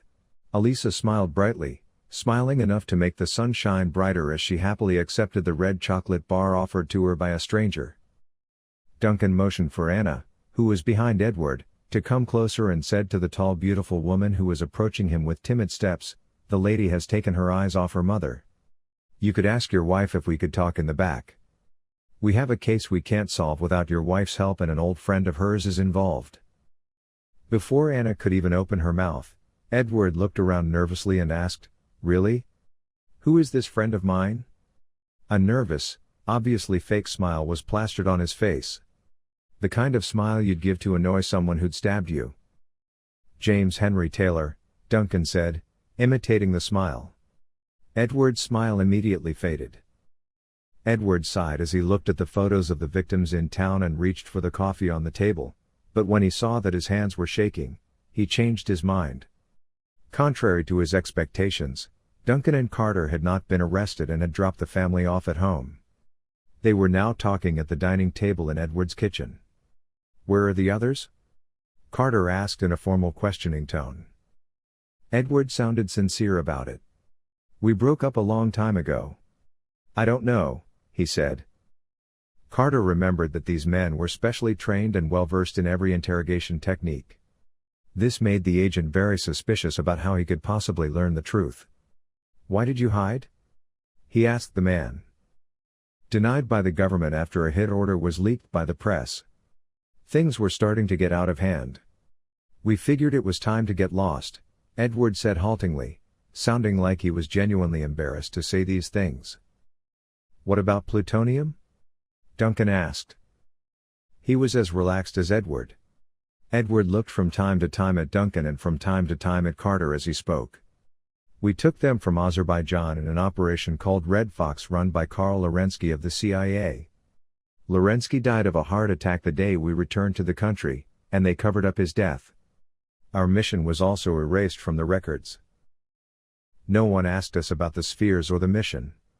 James hid them too. For insurance? Carter asked, narrowing one eye. Sometimes agents and operatives kept evidence of their illegal missions as insurance to avoid becoming the victims of political executions. We were young then, we didn't need insurance. We kept the orders for the jobs done, Edward said, smiling and taking a sip of his coffee. Duncan interjected, then why didn't you give the spheres to the CIA or the military? My father returned to the army after 9/11 and died on some fucking hill in Afghanistan that he couldn't even pronounce correctly. Edward's sincere smile faded as he said, give it to the CIA that trained the Taliban? I wouldn't blame them after 9/11. Imagine what the idiots who made 9/11 do with unregistered plutonium, he said, frowning. Then he looked at the children on the table, dying from radiation injuries, and shook his head. I feel sorry for the children, as God knows I have children of my own. But these are small prices, Agent Duncan. If they had used those spheres to make bombs, we would have had 10 or 15 Hiroshimas. Everywhere from New York to Los Angeles.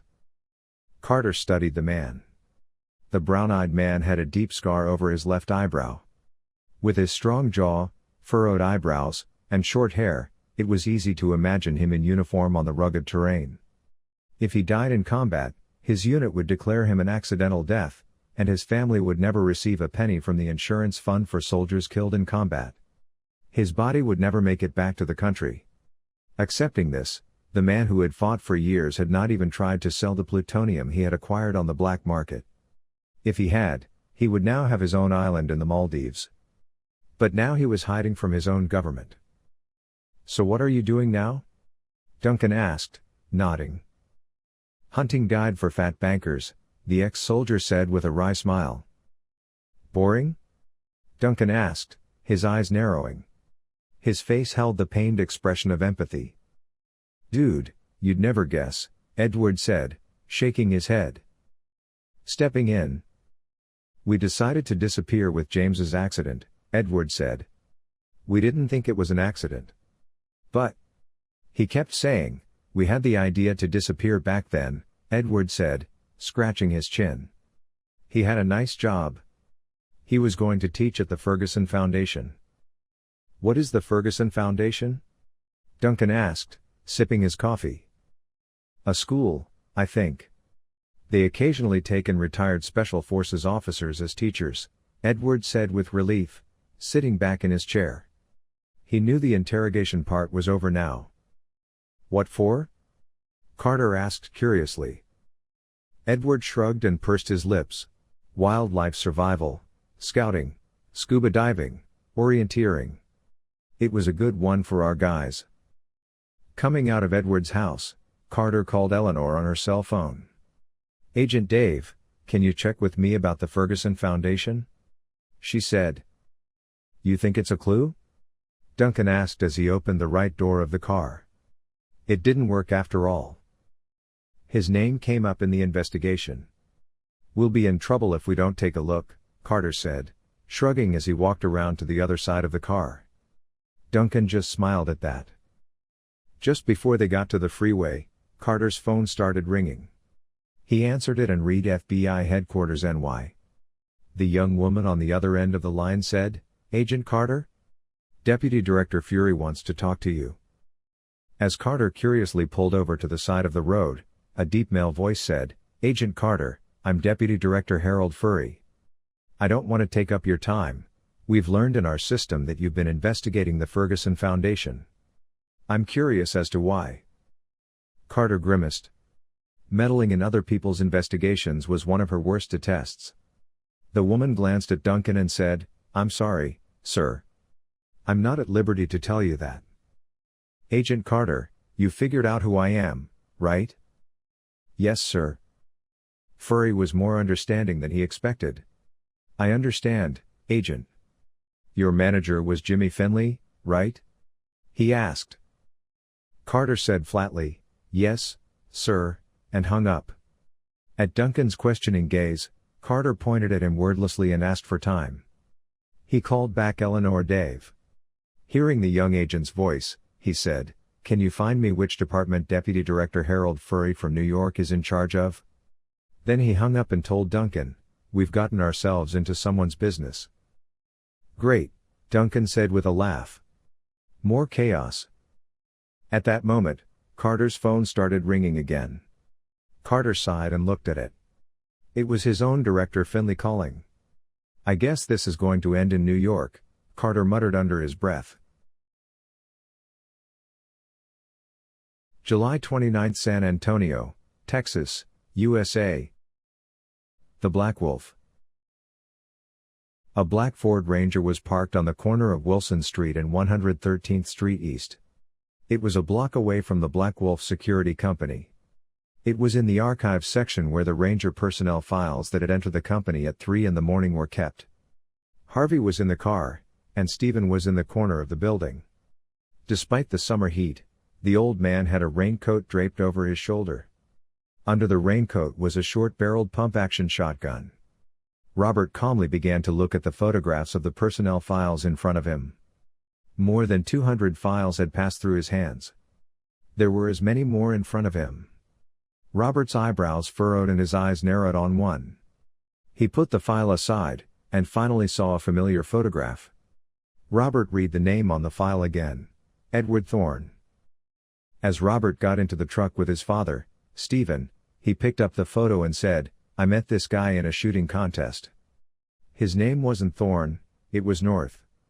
Stephen started the car and sped off toward the freeway. Meanwhile, Harvey was typing away at his computer, muttering, Brain North, Army. He was with the 104th Logistics. Then he disappeared. It should have gone better, Robert said, handing Harvey the folder of photos. Edward Thorne knew something was wrong the moment he entered his 2-story house on the outskirts of the city and reached for his gun at his waist. But it was too late. Harvey reached out from behind the front door and put the silenced pistol in his hand to Edward's neck. Normally, Edward would move quickly and try to neutralize Harvey, but this time it was different. One was sitting on the stairs leading to the upper floors, diagonally opposite him, and the other was waiting directly across from him. Stephen, sitting on the stairs, held a pump-action shotgun in his lap, and Robert, waiting at the entrance to the living room, held a Glock. Edward Thorne slowly removed his hand from his gun. The kids and your wife are still asleep, Harvey whispered as he picked up his gun. Let's talk outside. Looking at the photos on the hood of the car, Thorne sighed, former Black Wolf employees. They left the company a few months ago and disappeared. We couldn't find them. They had come to an empty lot, far from their home and the main road. Thorne was relieved to be away from his family, but that didn't change the fact that he could be killed any moment now. Thorne was a short-haired, brown-haired man with a goatee. His green eyes under his thick eyebrows looked at him as if he were weighing the value of everything. Although he was shorter than Robert, he was quite broad and muscular. Why is Black Wolf looking for them? Harvey asked. Thorne sighed and looked at the 3 men questioning him. Texas Rangers, he muttered. Because those idiots raided Fort Griffin. That's why you're looking, isn't it? When the FBI and the others find out, all the nosy members of the Senate will start looking into us. Black Wolf Corporation is completely legal. Our biggest employer is the government. An investigation like that would cancel all our contracts. I don't know what they stole at Fort Griffin, but whatever Black Wolf stole, they'd make as much as they make in 5 years. Plutonium, Robert said calmly. Thorne raised an eyebrow and said, I don't understand. They stole plutonium from the FBI, Robert said. The boss wouldn't like this. Plutonium is a bigger mess, Thorne said, shaking his head. Boss? Harvey asked. Sebastian Moore? Thorne laughed sarcastically. Moore? No, he's just an oversized accountant. Black Wolf is a company of the Kazakh Brotherhood. The Kazakh Brotherhood is a group of former special forces. We have at least 10 companies like Black Wolf, he said, then looked at the others and said, look, we're ex-military. Most of us are murderers, we lied to do our jobs, there may be thieves and rapists among us. But they all stand up when the national anthem is played, gentlemen. No one would sell plutonium to someone, even if they were paid well. Because even if they were traitors, none of them would want a nuclear bomb in their backyard. So where do we find them? Stephen nodded. Thorn rubbed his face. They call themselves the Silver Shadows. Our guys think they're going to Aram Macupian. Aram is an Armenian arms dealer. He works in New York and isn't trustworthy, but when it comes to money he's reckless enough to get involved in anything. If they're stupid enough to steal plutonium, as you say, they'll be desperate enough to go to Aram. Helpless? Robert asked. A few groups that want it and have the money, and they'll all make a bomb and then it'll explode in New York, DC or Tel Aviv. So they'll have the CIA, Mossad and others after them. For normal smugglers, it's suicide, but Aram is like a belly dancer with a hip. You never know where he's going to turn. They're desperate. July 29th, Thornwood, New York, USA. Nightmare. Among the lands frozen by winter, the trees were white under the snow, just like everywhere else. Right next to the trees whose branches were leaning down, weighed down by the snow, there was a river where ice pieces were slowly flowing towards the sea. A group of soldiers in winter camouflage, looking at the river, continued to walk slowly towards the flow of the river. They were talking to each other, sometimes joking. They were all in a good mood, they had no other worries except the cold. None of them were well trained or careful enough to notice the small movements in the river. After the patrol that had moved away, someone rose from the ice pieces in the water. The small man in a diving mask and suit was carrying an MP5 SD5 in his hand. The silenced gun was slowly turning wherever the man looked. The slanted-eyed man, whose face was covered in black and white snow camouflage, was carrying a closed-circuit diving equipment on his chest and a backpack on his back. The diving suit was of the wet type. In other words, he had to take the cold water into the suit and warm it with his body. Under normal conditions, a person should be able to last for 45 minutes at most in water this cold. But the man floating in the ice seemed unaware of this. The short, broad-shouldered man, who had checked his surroundings carefully, tapped his underwater metal equipment twice, giving a signal that could only be heard underwater. Suddenly, 20 more bodies dressed like himself rose up in the river. None of them bore any signs of their country of allegiance on their clothing or equipment. If they died in these lands, their existence would be denied. The team, who went to the riverbank upon the signal given by their pioneers, arranged their positions and locations to secure their location. Meanwhile, their scouts crawled through the snow and came to the edge of the road that ran alongside the river. A factory was visible on the other side of the road. There was a North Korean flag and soldiers standing guard at the gate of the factory. None of them were alert. They were discussing a match from the previous night. The slanted-eyed man turned on the safety of his gun with a confident smile and started sounding the alarm. Jun Sung woke up and turned off the alarm on his wristwatch. His face involuntarily fell when he saw that he was in the room reserved for him at the Ferguson Foundation. It had been 3 years since the icy riverbed. The slanted-eyed, black short-haired man who looked at the wristwatch that woke him up grumbled. His math teacher, Thomas Phillips, should have woken him up 3 hours ago. He got out of bed, his body covered in old wounds. 3 bullet holes in his front, 6 in his back, and scars from surgery and stabbing. Sung dressed quickly and called Phillips on his cell phone. The math teacher's phone was off. The Korean, whose eyebrows rose, looked out the window before leaving his room. He saw Anton leaving the building as he did every morning and nodded in appreciation. The boy ran through the riverbed every morning at a high pace and weight. He was no doubt good at survival and shooting lessons, but Sung didn't appreciate Anton for that. Anton didn't have the singular and selfish behaviors of the new generation. He was a team player and didn't bring out the talents he had unless he really needed them. Even Sung couldn't be sure of Anton's limits. It was a great thing that the young man had recovered so well, especially after the great trauma he had experienced. Sung and a few other teachers had been warned to keep an eye on a few students like Anton.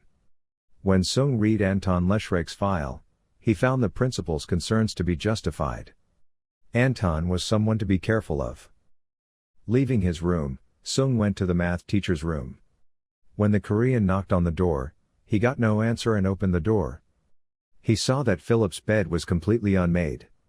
Sung grumbled in Korean and went to the teacher's room. Phillips wasn't there either. Sung looked across the room to the parking lot. When he saw Phillips' car was still parked, he grumbled again and shook his head. The man must still be on patrol. Sung checked his watch again and went back to his room to prepare for today's lessons. He could talk to his math teacher later. Thomas Phillips checked his surroundings and continued walking towards the address he had been given last night. The man, who was walking through the back streets of New Jersey, felt uneasy when he saw a few suspicious shadows on the corner and reached into his jacket. However, when the young men who had met for work in the morning left where they were when their teams were complete and headed towards the main street, Phillips breathed a sigh of relief and continued walking. New Jersey municipal workers were on strike. The streets were filthy, the garbage cans were full to the brim. Apart from the distracting smell and the occasional strike sign, there was a police car on almost every street corner. New Jersey was afraid of another New York riot. At the entrance to the warehouse he had arrived at, Phillips checked his watch once more before the door opened. The Foundation must have noticed his absence by now. There was no turning back now. The thick, rusty old metal door he had been waiting for opened. Behind the door was a short-haired man in denim pants and a jacket. He was wearing an old cowboy hat. He was carrying an MP5K on a sling that hung from his shoulder and hung down to his waist. Phillips nodded as he entered, and the man craned his neck to see if Phillips was being followed. Moving through the old warehouse, Phillips turned to the woman waiting for him. She was middle-aged, tall, and thin. Her hair, graying on the sides, was pulled tightly back into a large bun at the back of her head. Her black-rimmed glasses were as angular as her face. Shaking Phillips's hand, the woman said, "I'm glad it worked," referring to the code-breaking program they had used last night. "Me too," Phillips said with a smile, nodding toward a computer scientist working at a 3-screen computer set up on a desk. "So what did we find?" The serious-faced woman shook her head and said, "A lot, Agent Fox." With a dark expression, her name was Jordan Kane. The FBI had been working on marginalized religious groups for a long time. Even sending Simon Fox to the Ferguson Foundation with a background and identity card issued under the name Thomas Phillips was a great adventure and a top-secret operation. The beginning of this operation was based on a false tip. The tip was sent to Jordan Kane's personal email address, whose real job no one knew.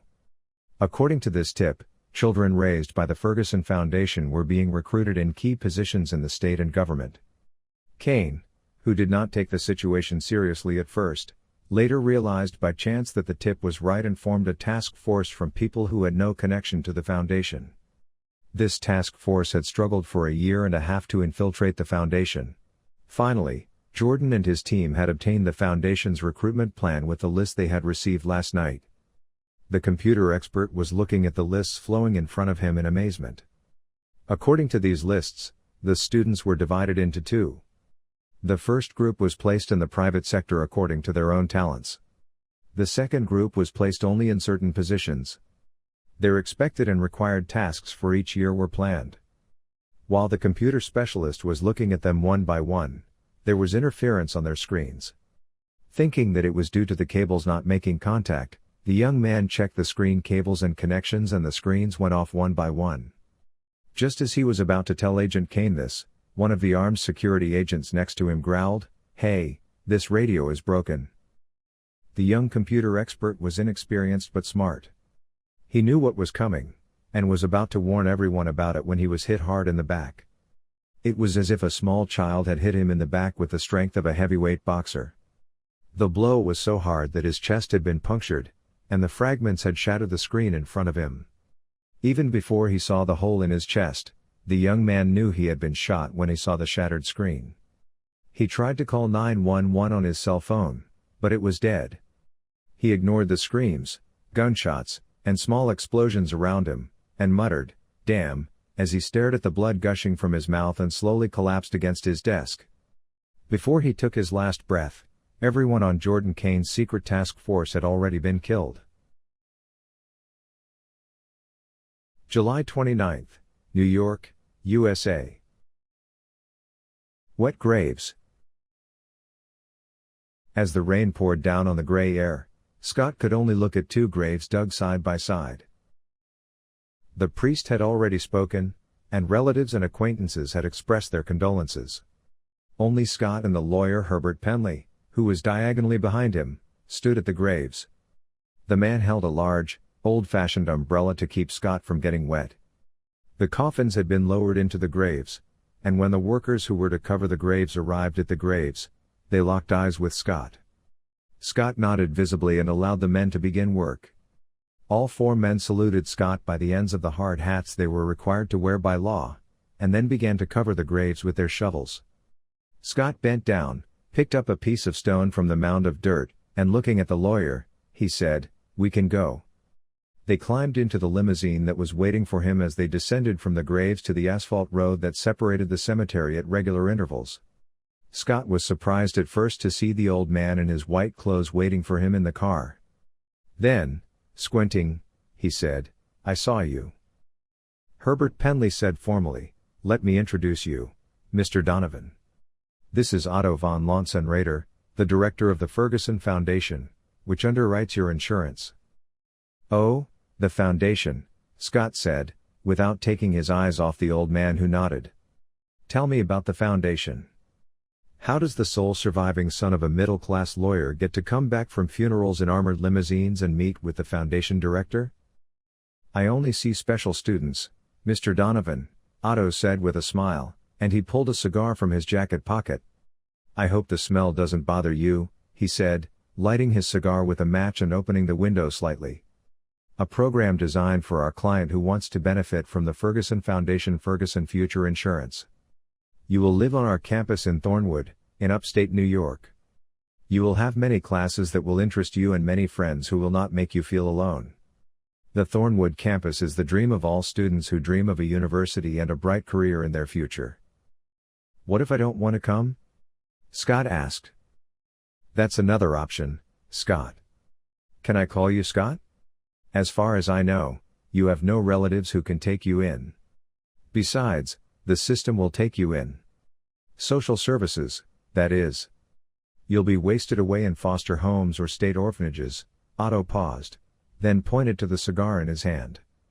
"Son, I've been smoking cigars for years. It's one of those things I can't give up, but it has its downsides. It dulls your sense of smell, for example. But I can still smell gunpowder," he said, looking into Scott's eyes. Then he leaned forward a little.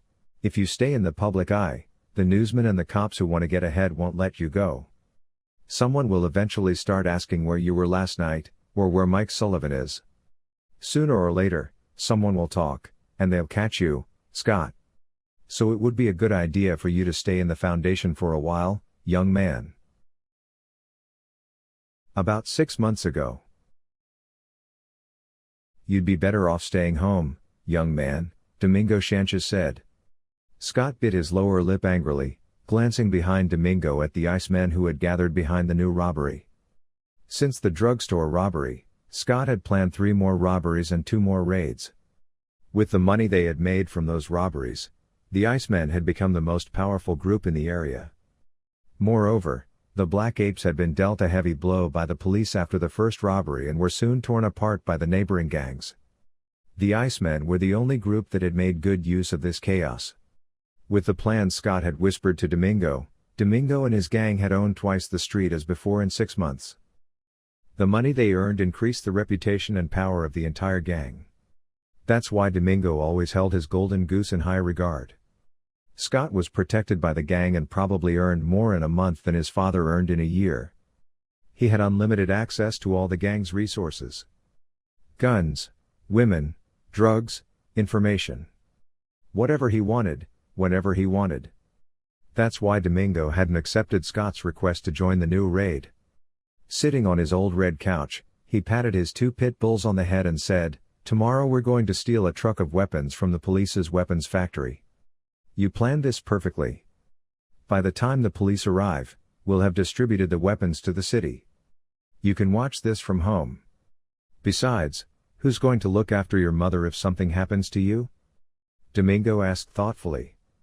Then he paused and asked, "How's your mother?" Scott nodded and muttered a grim, "Good," and Domingo shook his thick index finger at the young man and said, "You don't have to like my orders, son. But you have to. Now go home." As Scott nodded and walked out, several gang members tapped him on the shoulder or back. Scott had worked hard enough over the past 6 months to earn the respect of the entire gang. They all knew that participating in this raid was a test of manhood for Scott. Now he was going home like a child. After taking a deep breath and coming to his senses when he got out into the cool air, Scott pulled up the collar of his cashmere coat and started walking. When he thought he was far enough away from the warehouse, he dialed the number he had memorized from his cell phone. When the phone was answered, he said in a grim tone, "You don't have to keep arresting my mother to get me to do work." Adrian, speaking on the other end, asked, "Do you think I'm going to waste my time with this nonsense, little dog? Your mother was arrested while trying to get drugs from the Narcotics Bureau like an idiot. Red-handed. Didn't you get enough drugs for her from the warehouse?" The first job Adrian had done had benefited Adrian as much as the Iceman. The failed investigation had displaced Adrian's chief, Anton Folsom. The subsequent raids had helped Adrian rise rapidly. Scott had only realized his part in this dirty game a few months ago. But he couldn't get out of it. He was completely trapped in Adrian's hands. "I had them, but he sold them all," he said in desperation. Adrian's voice was amused and cruel at the same time. "Life is tough for jerks. Like I said, I don't have time for that. I've got you, Scott Donovan. All I have to do is tell Domingo you're my man. He'll skin you and have his dogs rape your mother. Anyway, did they agree to the plan?" he asked. "Yeah, they'll be making their move tomorrow night," Scott replied through gritted teeth, barely able to stop himself from throwing the phone onto the pavement. Adrian waited a moment, then said, "Your mother is being taken to the hospital tomorrow night, so you might want to go with her." His tone of voice suggested that it was an order, not an offer. "Why? What happens tomorrow?" Scott asked, frowning, not sure if he had misheard the conversation. But Adrian didn't have time for conda. "As I said, be at the hospital tomorrow," he said and hung up. The next day, the state's biggest shootout would occur, in which 10 cops and 12 gang members would be killed. The cops would blame Adrian for the disappearance, and the detective would be buried in half a dozen investigations with a 3-month suspension. This would lead to the collapse of the Iceman and Scott Donovan disappearing into the shadows. July 29th, Novi Sad, Serbia. A few minutes ago, the Zodiac boats that were dropped into the murky river waters by 3 Black Hawks protected by 2 Apache helicopters were moving rapidly. There were 8 men in civilian clothes lying on the boats. They all looked quiet and very serious. This group traveling inside the Serbian border was SEAL 6. The Republic of Serbia was a country located in the Balkans. To the north was Hungary, to the west was Croatia, Bosnia and Herzegovina and Montenegro, to the south was Macedonia and Kosovo, to the east was Romania and Bulgaria, and had no sea borders, and according to the Americans, this state was enemy territory. The only state that officially intervened in the massacres of civilians committed by the Serbs in the Bosnian War that lasted between 1992 and 1995 was the United States, and Americans were not liked at all in this country. If they were caught, there would be no turning back. That was why the commander of SEAL 6, First Lieutenant Henry M.C. Kenzie, had told all his men the situation and said that if they did not want to go to tonight's operation, he would blame them. He was a blond, blue-eyed man with a goatee, about 2 meters tall. The broad-shouldered man had been faced with a spit gun vote by Staff Sergeant James Sadrick, who had simply spat at the vote and gone to get his things while the others laughed. In SEAL 6, no one was left behind.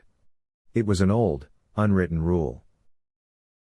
These lands, with dense forests on both sides of the river, once belonged to the Ottoman Empire. Taking advantage of the empire's recent weakness, the Serbs regained their independence after 420 years. The Serbia-Montenegro State Union, formed by Serbia and Montenegro, the 2 remaining parts of the former Yugoslavia and the Balkans, was dissolved de facto as a result of a referendum held in Montenegro on May 21, 2006. The de jure, or legal, end of the Union came on June 3, 2006, when the parliaments of both countries approved the end of the Union. Now, in addition to the deteriorating economy and rising nationalism, Serbia had become a criminal republic. Most of the mountain areas had been turned into opium fields camouflaged to hide from satellites, and heroin laboratories had been set up in many places. The sex slaves sent to Europe were supplied from here. Therefore, no one in the country they infiltrated could be trusted. The city the boats approached was Novi Sad. Located in northern Serbia, the capital of Vojvodina, the city was the economic center and the most productive agricultural region of Serbia.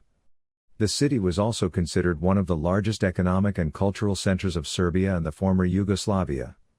Novi Sad had always been considered a relatively developed city within Yugoslavia. They approached the northern bank of the river with GPS warnings by boat and landed on the shore. Just to the west was the port of Novi Sad. It was only a few kilometers from the city.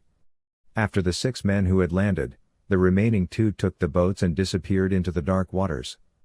They were now alone in hostile territory. Each of them had a pack on their back. They were wearing denim pants, trail shoes or sneakers. The weather was cool for summer, so their sweatshirts were not noticeable. "Looks clean," Sadrik said, looking around. He was a big, dark-skinned man. His broad face had a rather stern expression, with dark, bushy eyebrows and a prominent jaw. He was a very muscular man, although he was a foot and a half shorter than Mackenzie. Like Mackenzie, he carried a sports backpack. His hands were in the pockets of his denim pants. He was wearing a baseball cap. MC Kenzie nodded in understanding and said, "Okay, Chief, we'll meet our contact at the main road." Polanov, who was in Serbia, had an ultranationalist, morally incompetent terrorist organization. Some people thought that this organization had the whole of Serbia under its control. However, the CIA that had ordered Polanov's kidnapping had mentioned an agent who had managed to get close to him. It was this agent who had told them that Polanov was coming to Novi Sad. They had not yet been able to reach their agent, the Blue Fox, but instead had been able to contact one of their local contacts. "You heard the man, gentlemen, we are advancing," Sadrik said to the 4 remaining shadows. Their contact was a middle-aged woman waiting for them in an old minivan. She had short hair in a ponytail and a slightly twisted cigarette stuck to her lips. MC Kenzie, who was at the head of the approaching men, approached the woman and greeted her and asked, "Good day, does this road connect to Hungary?" "Nobody has been to Hungary for a long time," said the woman in denim trousers, wearing an old military jacket, taking a deep drag on her cigarette. This was the password given to them by the intelligence agency. "I'm Brown," Mackenzie said, nodding to the woman. "I'm Brown," he said, using his usual alias. These men had been using aliases for a long time because if they were caught abroad, knowing their real names could turn the incident into an international scandal. "I hope we didn't keep you waiting." "I didn't have a date tonight," the woman said with a shrug, her accent almost thick Russian. "Tell me, tall guy, where do they come up with these ridiculous passwords?" "I think she gets her ridiculous assignments from wherever she finds them," MC Kenzie said in perfect Serbian, almost laughing. The woman smiled. "Be careful, young man, you might pick me up," she said, grinning with her yellow teeth. Sadrik looked at MC Kenzie anxiously. The tall man just raised his eyebrows. The woman went to the back of the car and said, "Here's what I need to deliver to you." Under an old blanket in the back of the van were 8 AK-47s and an SDV Dragunov. The Dragunov was a sniper weapon produced by Kalashnikov. The long weapon, which weighed close to 5 kilos when loaded, used 7.62 mm ammunition. An average sniper could decide who would live or die with a Dragunov within 1,200 meters.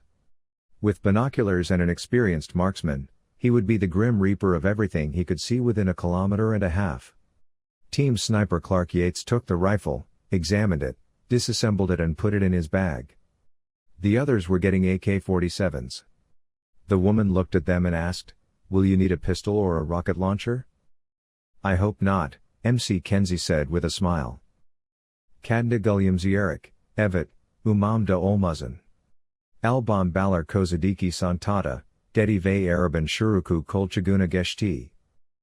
As the car entered the darkness and headed toward the city, MC Kenzie asked the woman in the front seat, "What should we call you, ma'am?" "Nega," the woman said. MC Kenzie just smiled. Nega meant lover in Serbian. "So, do you know anything about Polanov?" he asked, looking at the old buildings on the road. Nega said, as he searched for something among the many papers between the glass and the dashboard at the steering wheel level. "They said it would be around today. I don't pay much attention to rumors, you know, rumors are usually not even close to the truth, but there are some signs. If you follow them, you will always learn the truth," he said and smiled as he found the cigarette pack he was looking for. "What kind of signs?" asked Mackenzie, refusing the cigarette offered to him. "Signs like cleaning the windows of the restaurant he always goes to, his whore going to the hairdresser and getting her hair dyed, the SUV he drives here being washed," the woman said with a mischievous grin. MC Kenzie smiled back and said, "Nega, you are an intelligence genius." The woman smiled, curling her lip and shaking herself slightly from side to side.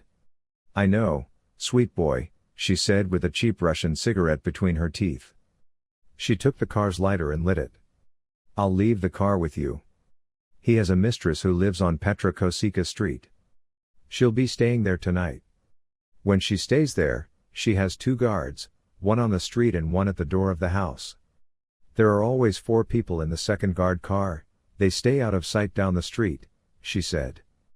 "My ex-husband's cousin lives across the street from the mistress's house. Now, in the summer, he's staying in Popovica. His house is empty, so you can use it," she said casually. MC Kenzie asked curiously, "Wouldn't that put your ex-husband in a difficult position?" "I hope he quits. He's been drinking and beating me for 10 years with all the money I earned. I'd sleep better at night if Polanov's men cut off his balls," the woman said with a grin, and MC Kenzie made a mental note not to offend the woman. MC Kenzie and his team settled into the observation house an hour later. The front window of the old concrete apartment building was indeed where they could see the mistress' house clearly.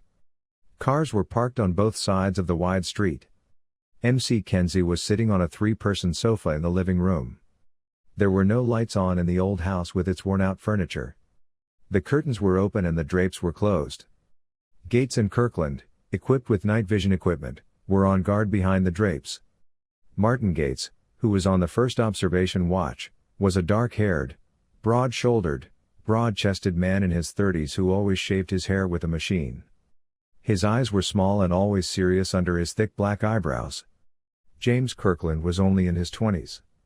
The young man, 6 feet 5 tall, was a very relaxed man, more athletic-looking than Gates, with brown hair and green eyes. When a matte blue Ford Ranger and a Grand Cherokee stopped in front of the house they were watching, Gates called out behind him, "Boss, they're here." MC Kenzie got up from where she was sitting and approached the tool and started looking at the entrance of the apartment building. The guard sitting in the front seat of the Grand Cherokee got out of the car first. The broad-shouldered and extremely muscular man was 6 feet 5 inches tall and weighed about 120 kilos. The dark-haired man had grown his hair down to the nape of his neck and had made a small ponytail. He was wearing Vibram-soled boots under a pair of loose-fit dark green, side-pocketed fabric trousers. He was wearing classic, green-lensed Ray-Ban glasses. He was wearing a smoky shirt and a khaki green fleece jacket with a Middle Eastern-style scarf around his neck. His green eyes seemed to be scanning and examining everything after he got out of the car. Despite the fact that he had a beard almost 2 fingers long on his face, Gates recognized him and said, "Fucking son of a bitch." "You must know the man to be so forthcoming," Kirkland said seriously. "That's Michael Richardson," Gates grumbled, nodding. Kirkland could tell from Gates' tone that the man had a reputation like Michael Jackson, but he didn't stop to ask, "Do I need to get to know him?" "You're too young to know, but you've probably heard of the man who saved the UN observers in Sudan," MC Kenzie said from behind them. "Oh no," the young man said, his eyes widening. Michael Richardson was more famous among the SEALs than Michael Jackson. "Who is this?" Gates asked, looking at the fat, curly-haired, short man with glasses who got out of the car. "I don't know, but it's not Polanov," Kirkland said, his lips curling. "What is he doing at the wonderful Polanov's house?" Gates asked through clenched teeth. "At his mistress's house," Kirkland corrected. "It made a big difference," Gates shrugged. As the Grand Cherokee pulled away, Gates briefly thought Michael was looking at them. Michael headed toward the alley that ran around the back of the building. As the man in the corner, lighting a cigarette, disappeared into the shadows of the alley, he heard Mackenzie say behind them, "Wait here." The alley was dingy, quiet, and dark. There were 3-story buildings on either side of the alley, formed by heavy old brick walls. Except for a few bathroom windows, there were no windows looking out onto the alley. It was a complete blind spot. The backs of the buildings faced into this gap. So the number of entrances and exits of the buildings created nooks and crannies. Old fruit crates, discarded wardrobes, or doors torn from houses had rotted here over the years. The street lights didn't seem to reach here. The checkmate 7.65 pistol in MC Kenzie's hand shone for a moment in the dark shadowy alley. The glow was as cold as death on steel. The SEAL could smell the cigarette smoke of the man who had just passed by, and he saw the smoke rising from behind the trash can just ahead of him. When he reached the trash can, he saw the cigarette left next to the can and heard a voice behind him. "Don't move," said the man behind him, coldly, with an expression devoid of emotion. MC Kenzie closed her eyes and hissed through her teeth, "Damn it." The voice behind him simply said, "Gun."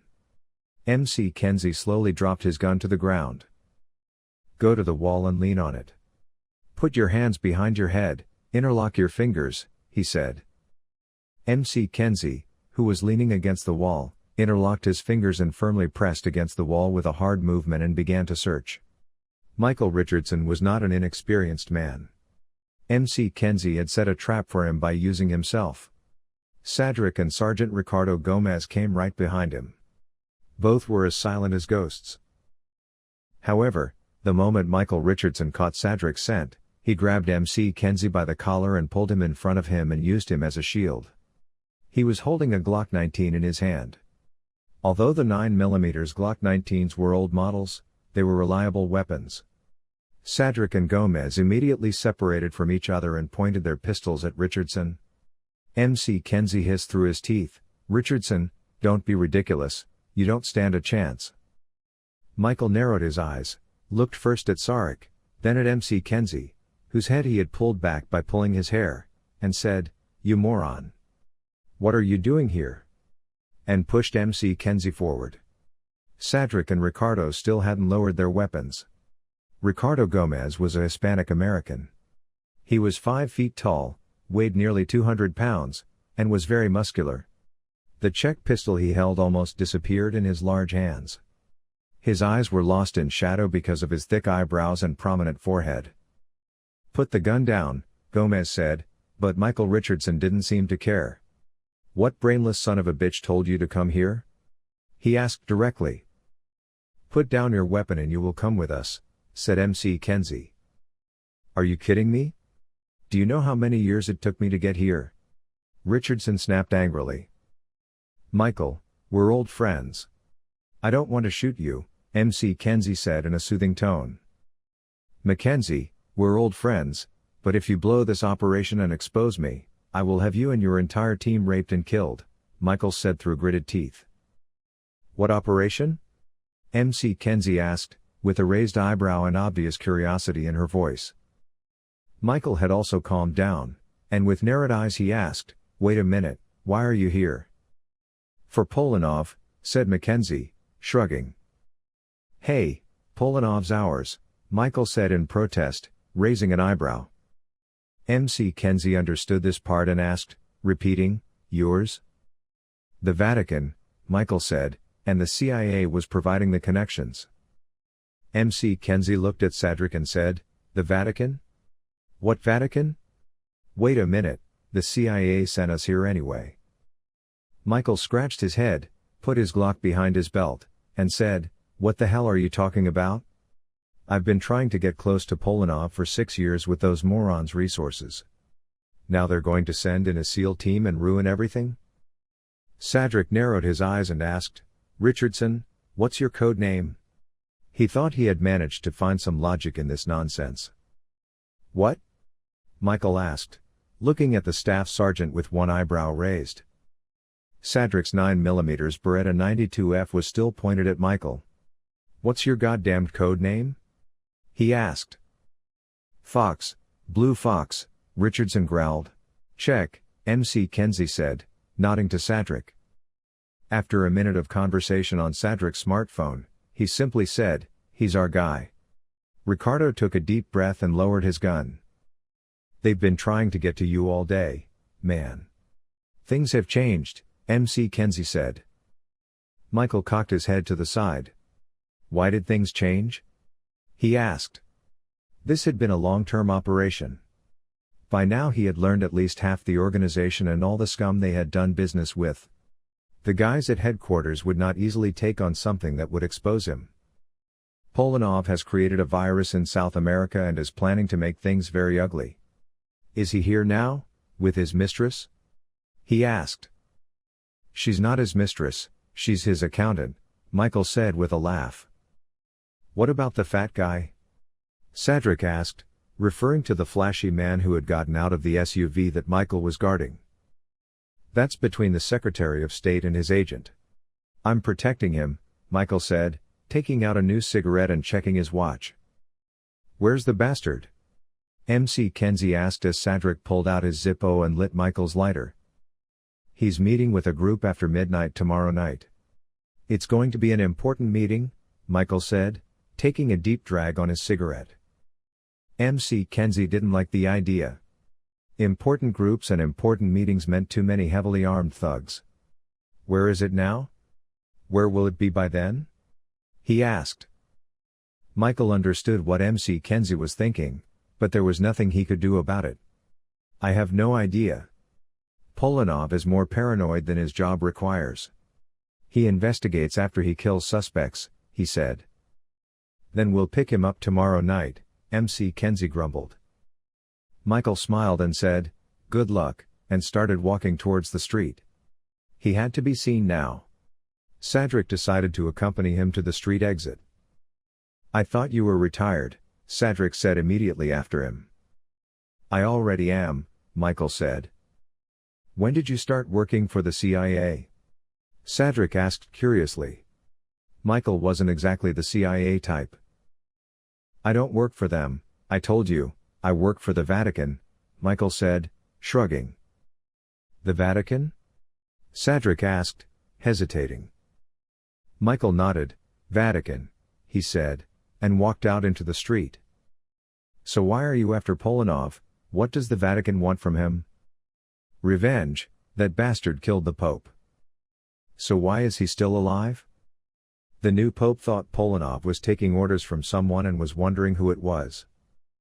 Sadric, no longer able to follow him, turned back to look at Mackenzie, who simply waved his hand in dismissal. As usual, the CIA and Army intelligence had only told them the unnecessary half of the story.